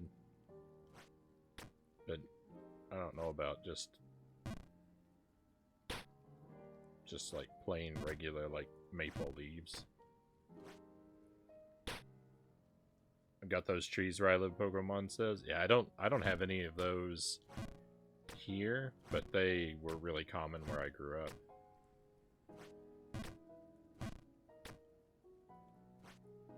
I mean, there could be plenty up here in Wisconsin too. I just can't think of any in my, like, local area. I can't think of the last time that I saw any of those seeds.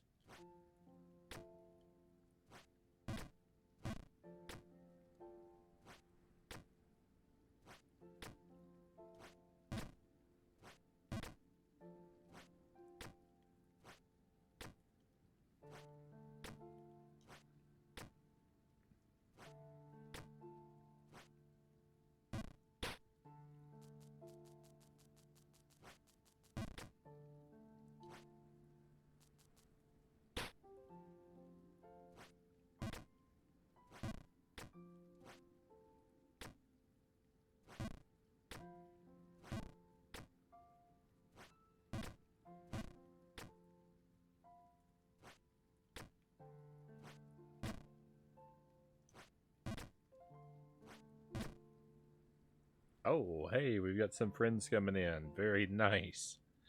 Welcome in. Nar, thank you very much for the raid. Very much appreciated. Thank you for that. Welcome in. Hey, Demiurgy, good to see you again. And it's that Ready Lion. Welcome in. Thank you for joining us. Welcome to Jump King, the thrilling game where nothing happens. I've been in despair tonight. I have been in despair. This game is crushing me. It's so difficult to find the strength to keep going with this one. I'm hurt bad. I hope you've been having a good night, Nar. My friends, if you somehow don't already follow Nar, I encourage you to use this link to correct that situation. Nar is a wonderful stream, doing a project to complete every NES game blind on original hardware with real original carts. The kind of extreme approach to video games that we really appreciate around here. And well into the project, 300 something games already taken down. I don't know the exact count, but real original gamer. Is that Shaw? Ska? Welcome in. Thank you for joining us. Killing You Softly, welcome in. Thank you for being here as well. 389, close to 400. That's closer than I thought, too. Shaw. Thank you. Thank you for the assist. Definitely want to pay you the respect of getting your name right. Nothing happens. Of course something happens. It's called frustration. That's true. That's true. So what were you up to, Nar? It looks like Orb 3D. Game is pretty easy until it got really difficult. Huge difficulty spike. Oh. Those are brutal. Mike Tyson is sitting at game 400. Oh my goodness. I've actually never played the original Punch-Out. I mean, I played it a little bit as a kid. I didn't own it or anything, though, so I really haven't given it a serious try. That's an intimidating game. That's an intimidating game. Hopefully I'll get to, well, I guess if I'm going to come in for that playthrough, I've got to get around to doing a little bit of the game myself beforehand so I can watch without spoilers, but I'd like to see. I think I'd like to see you take on that challenge. We our night actually went really well at the start. We were playing Splatterhouse earlier tonight, and I cleared the arcade version on normal difficulty. I got a 1cc for the first time, so that made me feel very hopeful. I think, you know, the ultimate goal is hard mode deathless. So like, you know, like on the rung of achievements, right? I'm like all right, so I'm just a few away. If I got normal mode 1cc, I need normal mode deathless, hardcore or hard mode any clear, hard mode 1cc, hard mode deathless. Like, I think I feel hopeful that that goal is possible in a way that I definitely don't feel like this goal is possible of Jump King.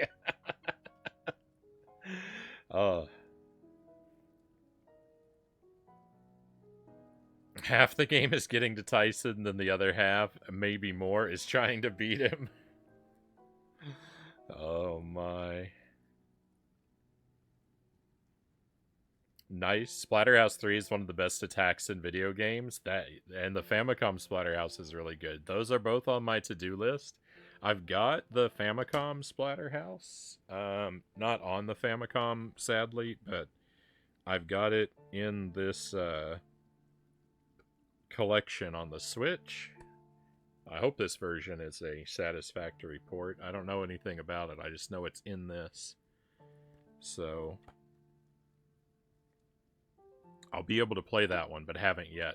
Splatterhouse 3, I'm not sure how I'm going to play that one. Probably on the PlayStation 3.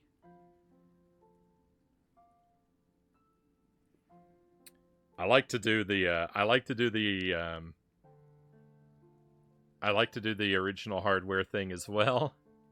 I'm a pretty big, you know, I'm a pretty big fan of collecting the physical retro hardware, but there are some things I'm unfortunately very priced out of. The Splatterhouse games are a little bit pricey. So I've done 1 and 2. We did a turbo. I did a the TurboGrafx one on the Wii Virtual Console. I actually did the same for Splatterhouse 2. I've done 1 and 2, and I've been doing the arcade version on the Switch.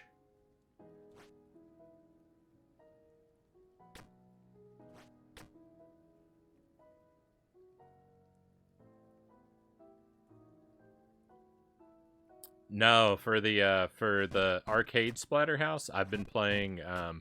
It was released in the Arcade Archives series, so I've been playing that version of it. I think they're probably basically identical because I think the idea is that they're both arcade accurate ports. So, and I actually bought that one too. This the Namco Museum with the Splatterhouse 1. I bought this first, and I was gonna play this version of it, but right after I bought that, I found out the Arcade Archives version existed, and my thought was, I did Haunted Castle. I did the Arcade Archives version of Haunted Castle, and so I thought, like, well, don't mess with success. Like, I played that one, and that was good, and so I thought, I'll double dip. I'll get the Arcade Archives Splatterhouse and get that one too, just because it will be familiar to me. Like,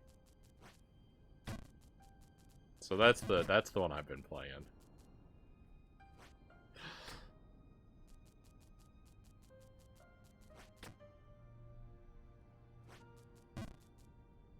It's rough. It is rough. Splatterhouse is so hard. Oh.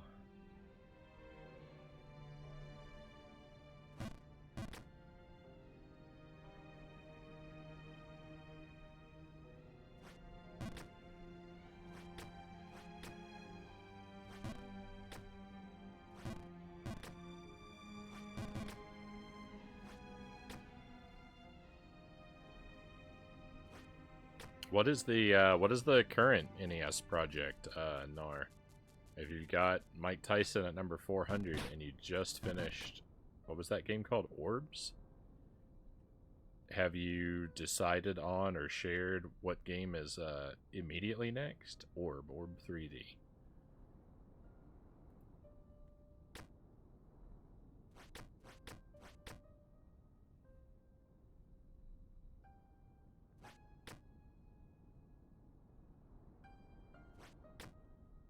Current game is Stinger.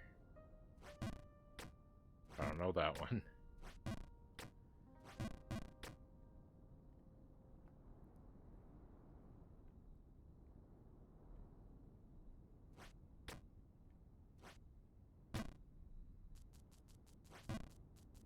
It's been on the wheel for like 2 months.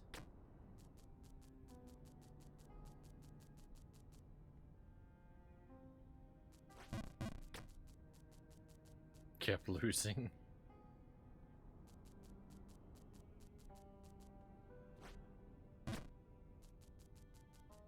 Heard of Blue Stinger, but not Stinger. I haven't heard of either. Hopefully it treats you well. If it's a couple months in the making, hopefully it proves to be worth the wait.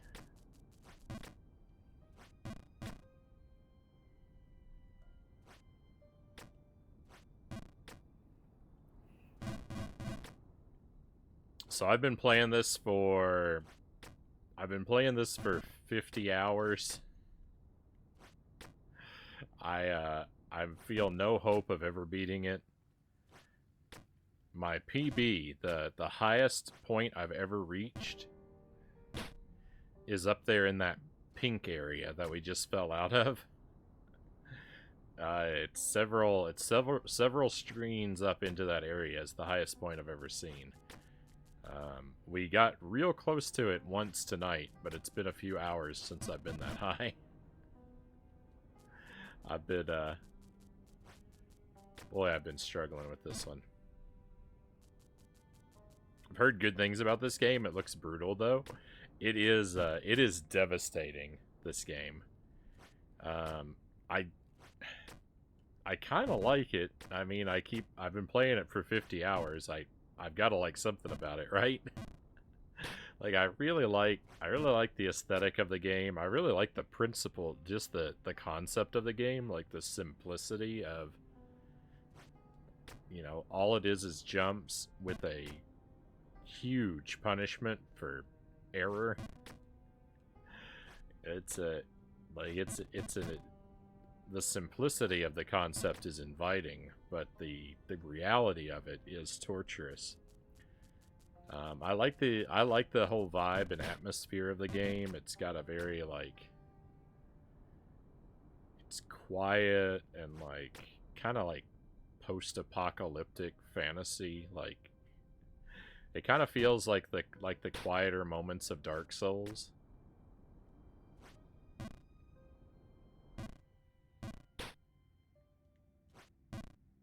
It's got a very lonely vibe to it that I appreciate. Look at how far down you can go too. It's amazing.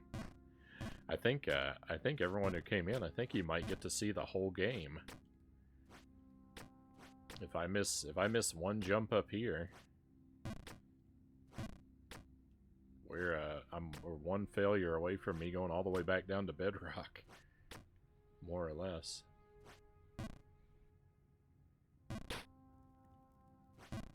I just lost 1,000 screens of height.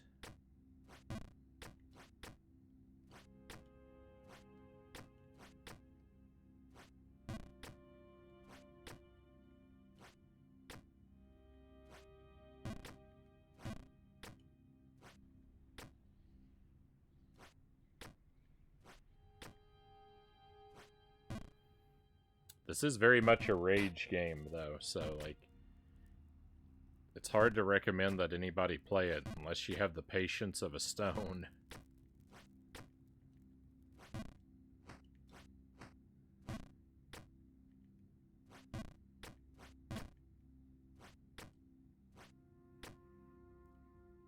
Any idea how much is left? Yeah, I'm almost done with the tutorial. Yeah, basically no, because it's like... Yeah, I don't... I've gone into it blind and maintain my typical blind policy where I don't want to find out or be told anything about it, so... That for all I know, my PB could be one screen away from the ending, which is what I would really love.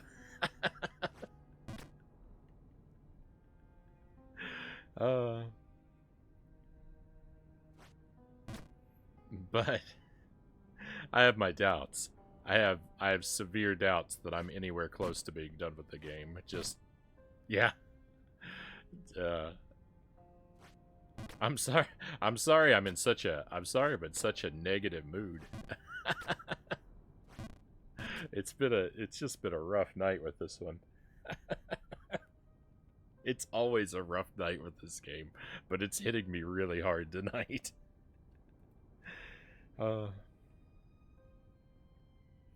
Patience is all I have. I'm pretty sure the video games just eventually let me win, Nar says. I mean, that's the most valuable. You and I, we are cut from the same cloth, Nar. That's frequently what I said. The only thing I have going for me is, yeah, I have a nearly bottomless well of patience. Or not really patience, but persistence, I guess, is probably, I mean, they're kind of, when we talk about games, it's kind of interchangeable.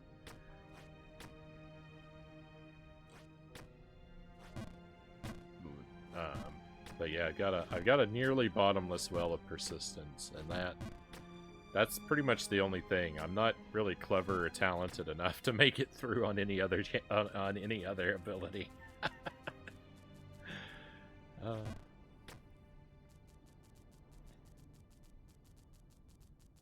You seem very calm to me. Maybe I just normally watch too tense streamers. I try to keep the atmosphere relaxed, even when I'm at my wit's end. So yeah, if you're new to the stream, I'm I'm Frownie, of course, and thank you for checking it out.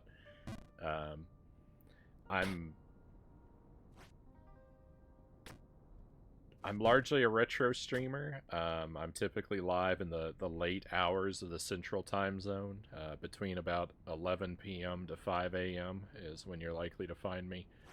I've been playing a lot of games on the Switch lately, like we've been working on Mario Wonder and Tears of the Kingdom. I'm doing a playthrough of Hades. We've been playing Splatterhouse on the Switch and this as well. But I swear I'm mostly a retro guy. Like, I'll tend to grab anything from the Commodore 64 to the PlayStation 2. With NES to Nintendo 64 being my primary sweet spot. I prioritize very strictly blind playthroughs. I don't like to do any research about a game before I play it. I try not to read the manuals. I don't even want to read the back of the box. I don't like to ask for hints or help or advice in any form if I can at all avoid it.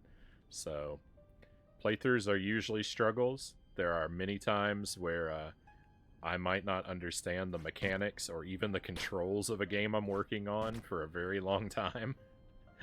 But I find it ultimately a very satisfying way to play games, though it's a tremendous struggle. The sort of epiphanies and surprising victories you can achieve, I think, make it really worth it. I'll occasionally do challenge runs of games that I really enjoy, like we're working on Splatterhouse to polish up that run. I like to go, like for deathless clears or limited item runs of things. I like really brutal platformers like Contra and Castlevania and Super Ghouls and Ghosts. It's mostly a pretty family-friendly stream.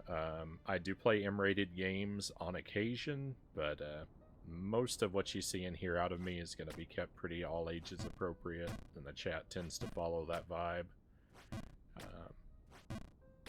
I find it best for keeping things mostly relaxed, late night, chill environment. Forget the cares of the world, and just let me do all the suffering.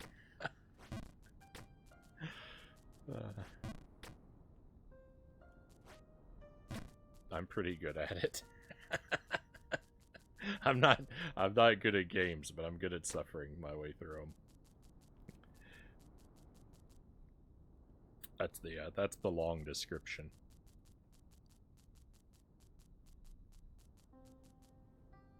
I can imagine just watching those two falls hurt my soul, and you didn't even fall down that far.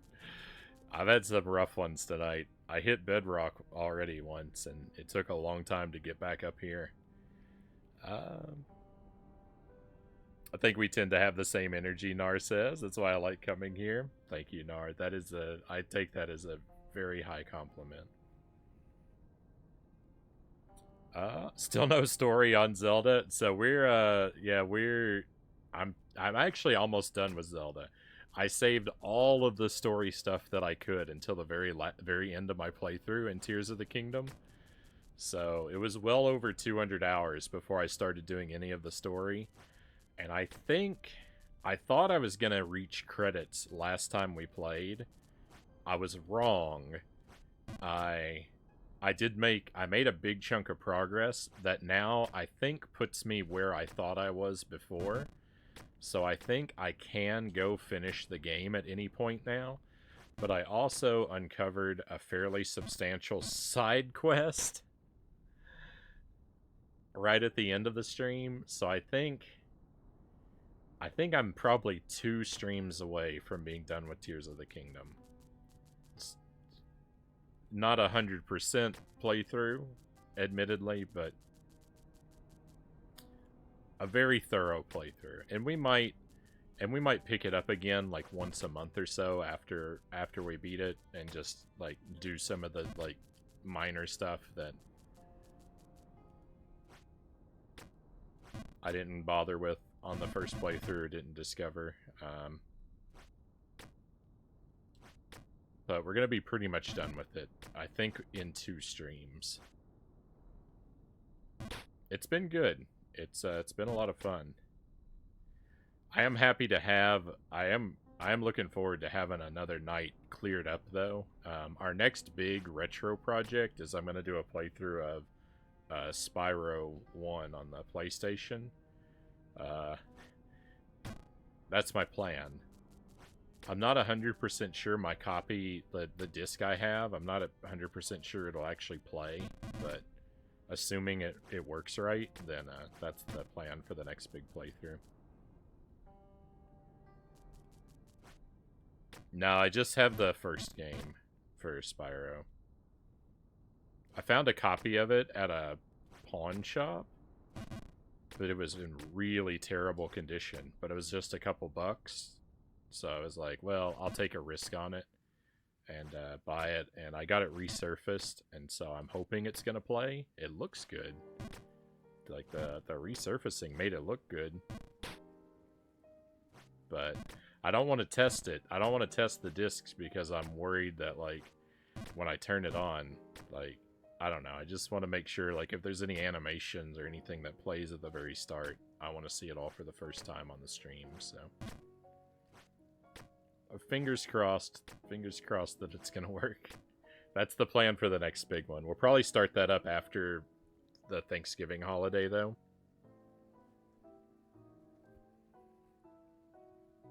I don't think I'm gonna have an opportunity to play it next week. Hey, thank you for the follow, Shaw. I definitely appreciate that. Thank you for coming on board.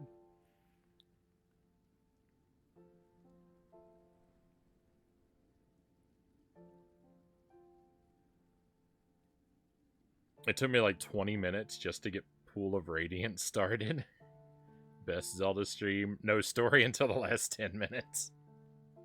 I held off for as long as possible. I stumbled my way into a little bit of story every now and then. Oh no. And some of it was mandatory for one of the shrines. So, but for not knowing what I was doing, I did a really good job at saving it all for the very end, I think.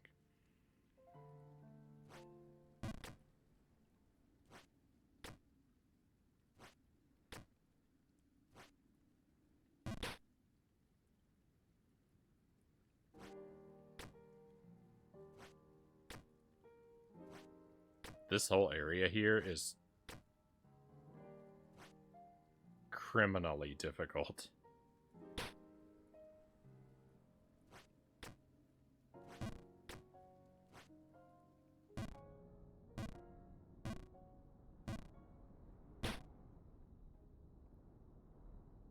My stream schedule is going to be cut a little bit short next week because of the Thanksgiving holiday. I'm going to have some family visiting, so I'm not going to have time to stream in the later part of the week like I normally would. So we're gonna try next week to finish Mario Wonder and maybe Tears of the Kingdom. I think I can get through both of those if we're really lucky, but at least one of them. And on Tuesday night we're gonna celebrate Jenksgiving, which is my tradition of playing plug and play games.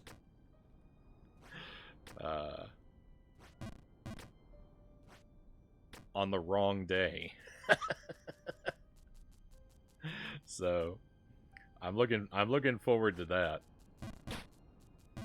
We actually have a plug and play collection. It's called 50 Video Games Included. It's like Action 52 on the NES. Same idea, just 50 random bogus games. I actually started it last year on Jenksgiving, and I've been playing it a little bit at a time throughout the year. So we're probably going to be playing a lot from that collection, but I've got a handful of other plug-and-plays that I've collected that I've managed to pick up, so we're going to sample some of those too. I think most of them are going to be things that are not... Like last year we played Deal or No Deal, and we played a Power Rangers game, and we discovered the majesty of 50 Video Games Included. So this year we'll probably do a couple shorter ones like that, and then give the lion's share of the night to 50 Video Games Included. That's my expectation. Hey Greg, welcome back. That's what I've been trying to do, save all the story content for the end. It's one of the reasons I still haven't finished the game either, for Tears, yeah. That's great. I'm sure they're all great. Well, here's the thing. When I discovered 50 Video Games Included, the very first game of that collection made an amazing first impression. Like, it was kind of a ripoff of Mario Land 2, or sorry, Mario Brothers 2. And it was janky and horrible and frustrating, but it was super generous with its continues, and there were only 2 levels. So it was a terrible game, but it was a real gentleman about it. And so so the night started off really well, and then the next couple of games in the collection were like sort of equally amazing. And it made such a good impression that after the stream, one of my mods went onto eBay immediately and bought a copy of it for herself. And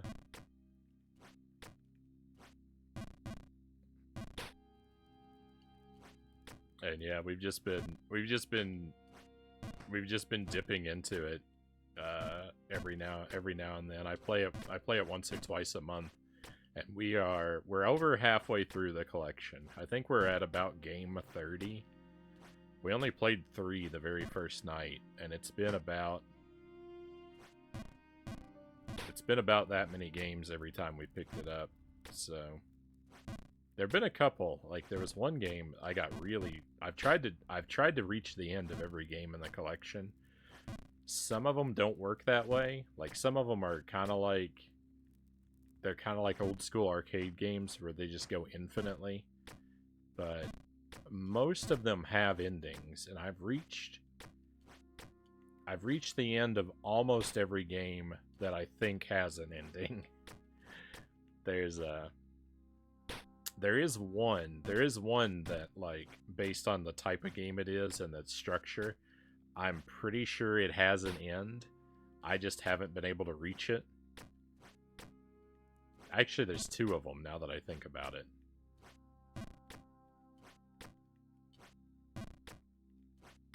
There's a lawn mowing game in that collection. I played it last time, where it's just top down, just run the lawnmower over the grass and avoid the enemies. It's 4 levels long, but the levels loop, and they're independently numbered. So it's not really 4 levels long. It's actually 98 levels long. I spent 2.5 hours playing the same 4 levels of a lawn mowing game on a loop. It was agony.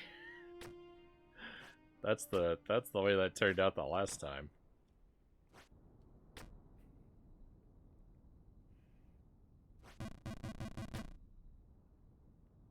Doing the Lord's work, Nar says.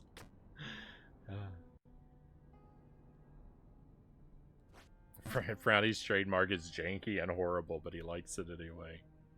I have just a fascination. I love, licensed games, plug and plays, demakes. That's what I want to play more of. I need to find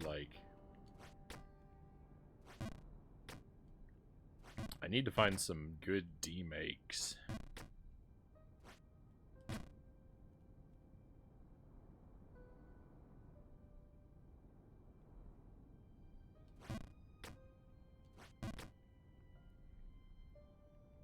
Like Genesis Aladdin on the Game Boy Color.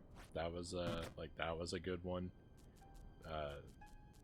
There's a game that's basically Sonic the Hedgehog on the Atari 2600. It's called Zippy. That one's really good. I need to find some more stuff like those.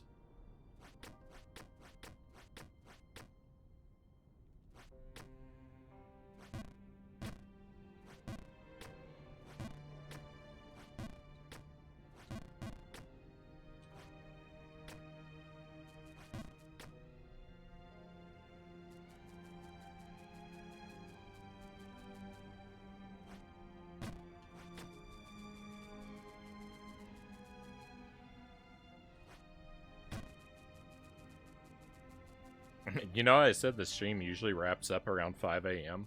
It's 6:30 a.m. right now, so we probably won't go for too much longer.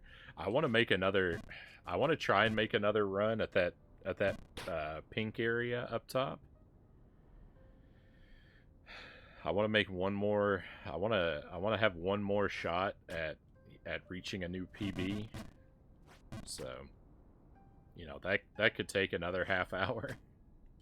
Or more. But I do have sort of an eye on the clock, like toward wrapping up for the night.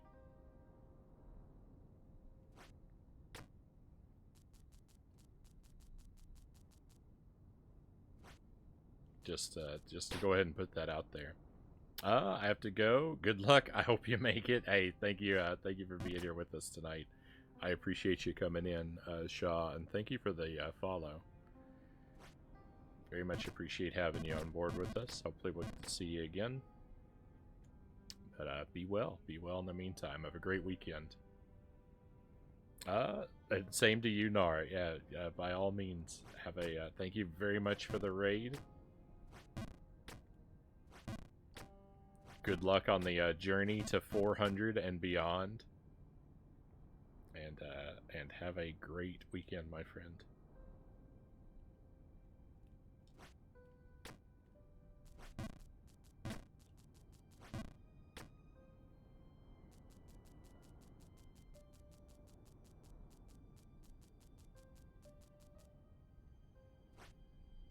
playing Lawnmower Man as long as you did. You definitely have more patience and persistence than me, Greg says. The fact that you fall on multiple screens in this game, I'd be yelling swear words by now. Yeah, I think that is... I mean, I think that's the appropriate response as I'm changing the game.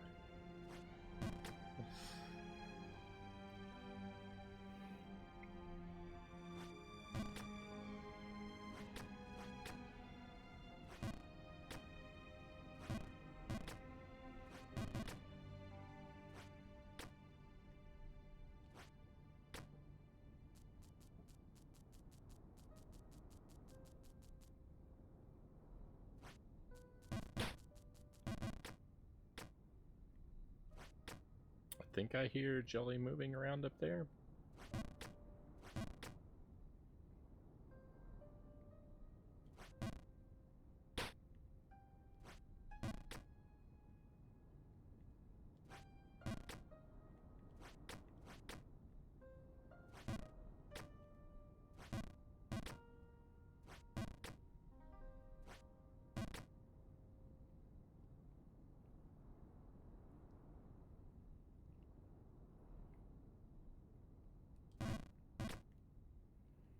So there won't be any Jump King next week, and there won't be any Hades next week.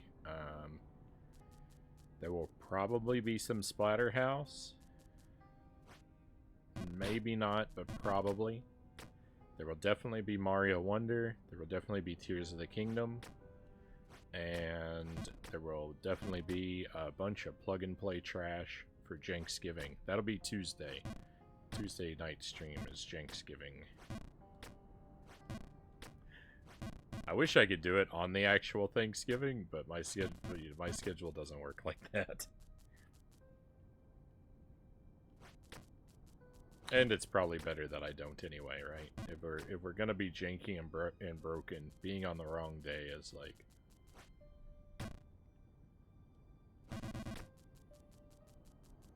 in the spirit of things.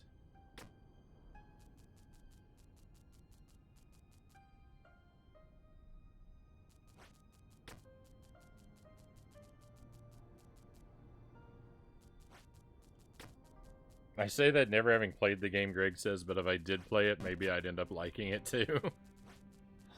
I mean, you might, but I like to keep an open mind about, you know, games that I haven't played. Like, you know, maybe I'll like them, especially when I hear something is bad. Like, there are so many games that have terrible reputations that I love that, like,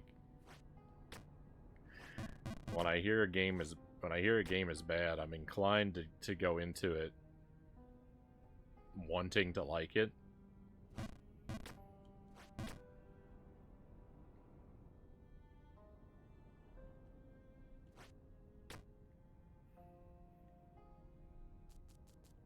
But I think sometimes you can tell. Sometimes you can look at a game and you can tell I'm not gonna like that. Or sometimes you don't always have to try everything to know how you're gonna feel about it. There are games that it is safe to trust your judgment sometimes. It's good to have an open mind.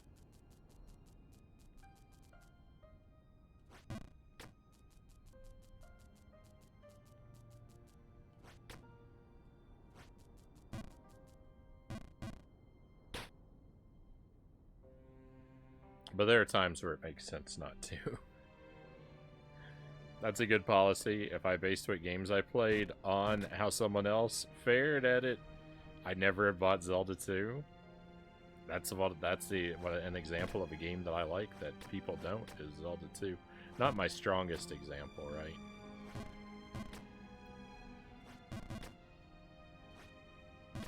But yeah, definitely Zelda 2, Mario Brothers 2, like, A lot of people don't like those games very much. And I really like both of them. Better examples would be Castlevania 64 or Haunted Castle.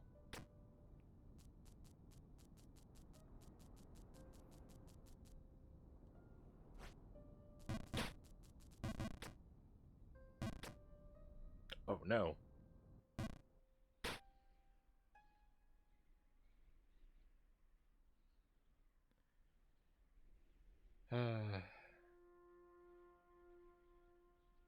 We all know Super Mario Brothers, the movie on Super Nintendo, would be your new favorite game. I would love that.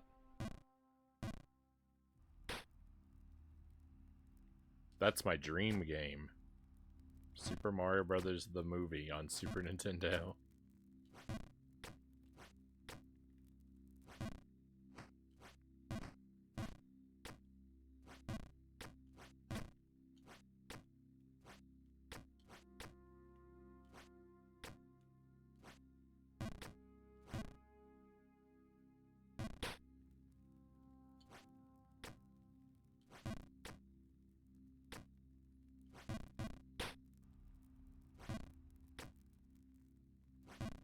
Castlevania 2, Final Fantasy Mystic Quest. I had a pretty good time with Mystic Quest. I don't think it's a great game, but I think it's a good one. I had fun with it. Castlevania 2 is a little rougher for me. I don't think it deserves its reputation at all, though. I think it's way better than its reputation, but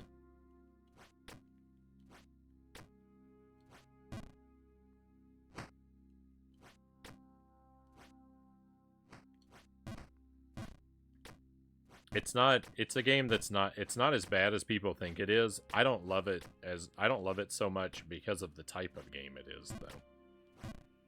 You know, I prefer a more straightforward platformer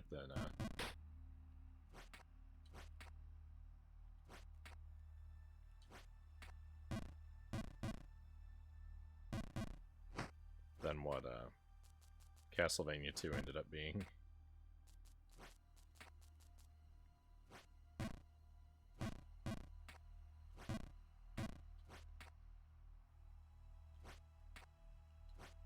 I would probably feel very different if the mansions in Castlevania 2 weren't so garbage. That's the big problem with Castlevania 2. It's just that the mansions are trash. If they were actually like good, like high quality dungeons that felt kind of like Castlevania 1 stages that were really well planned out and challenging with actual boss fights, like that game could have been really great, but I'm too let down by the mansions, I feel like, to really love that game. I like the look and sound of it a lot, and the idea of having the more open world exploration isn't terrible. Like, I know I said I like a more straightforward platformer, but I think if I got that from the mansions like I wanted, then it would sort of be best of both worlds, right?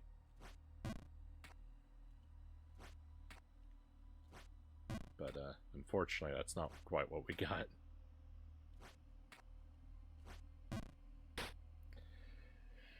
Navigating the mansions can be annoying, and yep, the game definitely needed more bosses and mini bosses. Yeah, and just in some places, just enemies in general.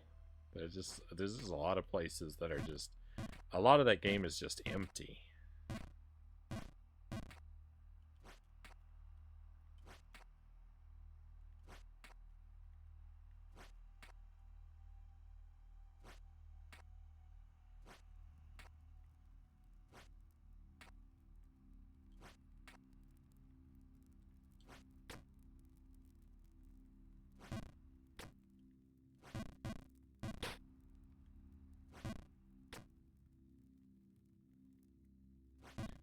Same here. Neither of the games I mentioned are favorites per se, but I don't think they deserve the hate they've gotten over the decades. Yeah, they're better than the reputation.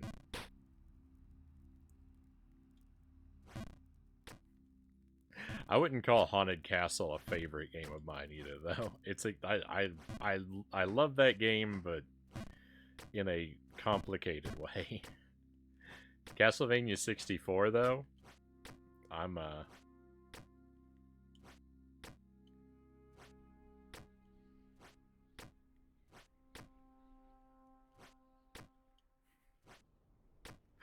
I'm just like two or three. I'm at any given point, I'm just like 2 or 3 adult beverages away from going out and getting a big heart tattoo with Castlevania 64 written on it.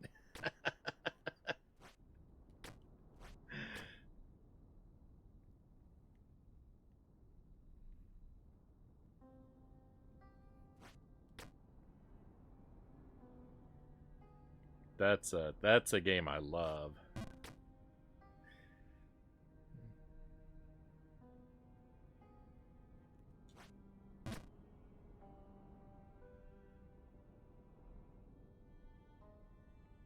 I tell you what, if we ever got a truly Metroid style Castlevania, because my problem is my big problem with the like the to call the Metroidvania Castlevania games, to call them Metroidvania games doesn't make sense to me because they're not like Metroid.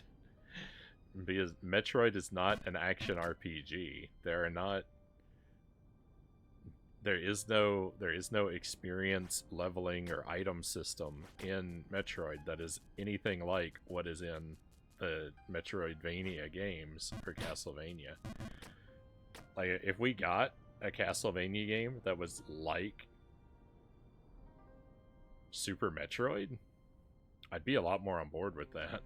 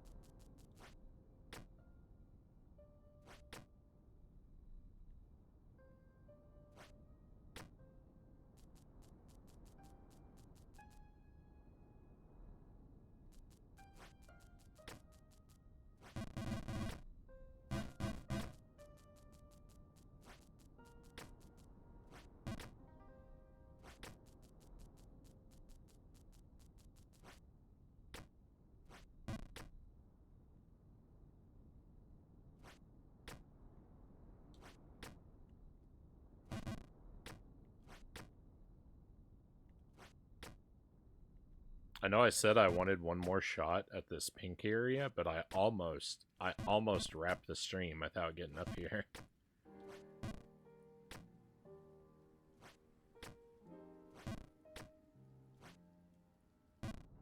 Well, I got my shot, I guess.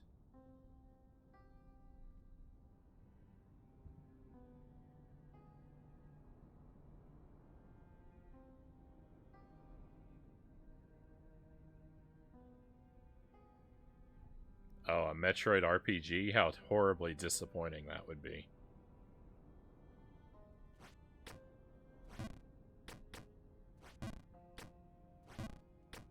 The only thing I would like about a Metroid RPG is that the only good thing about that for me would be, I guess I wouldn't have to say Fusion is my least favorite Metroid game anymore.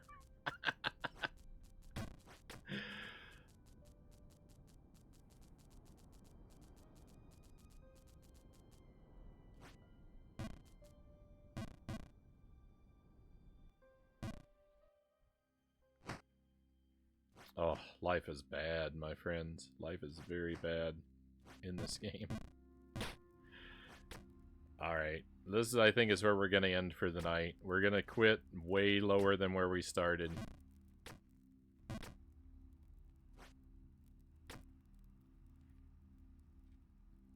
I've had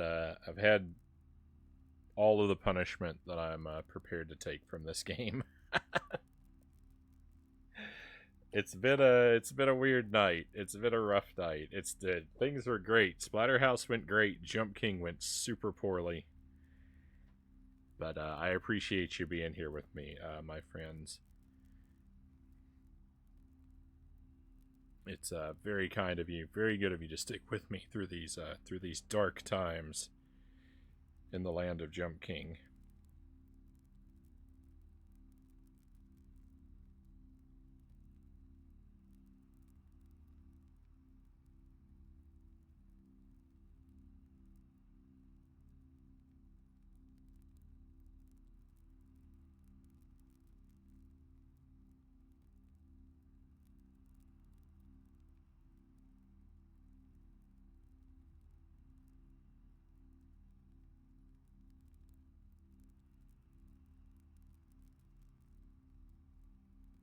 Breath of Ridley, Pokemon says.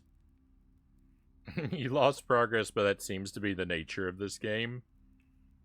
Completely.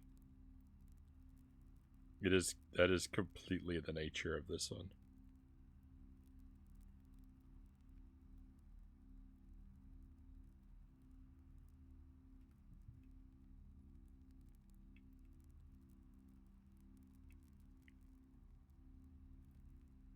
Alright, I'm going to send us from one struggle to another. The stream we're going to might be ending, but I'm going to take the risk. It might be ending soon.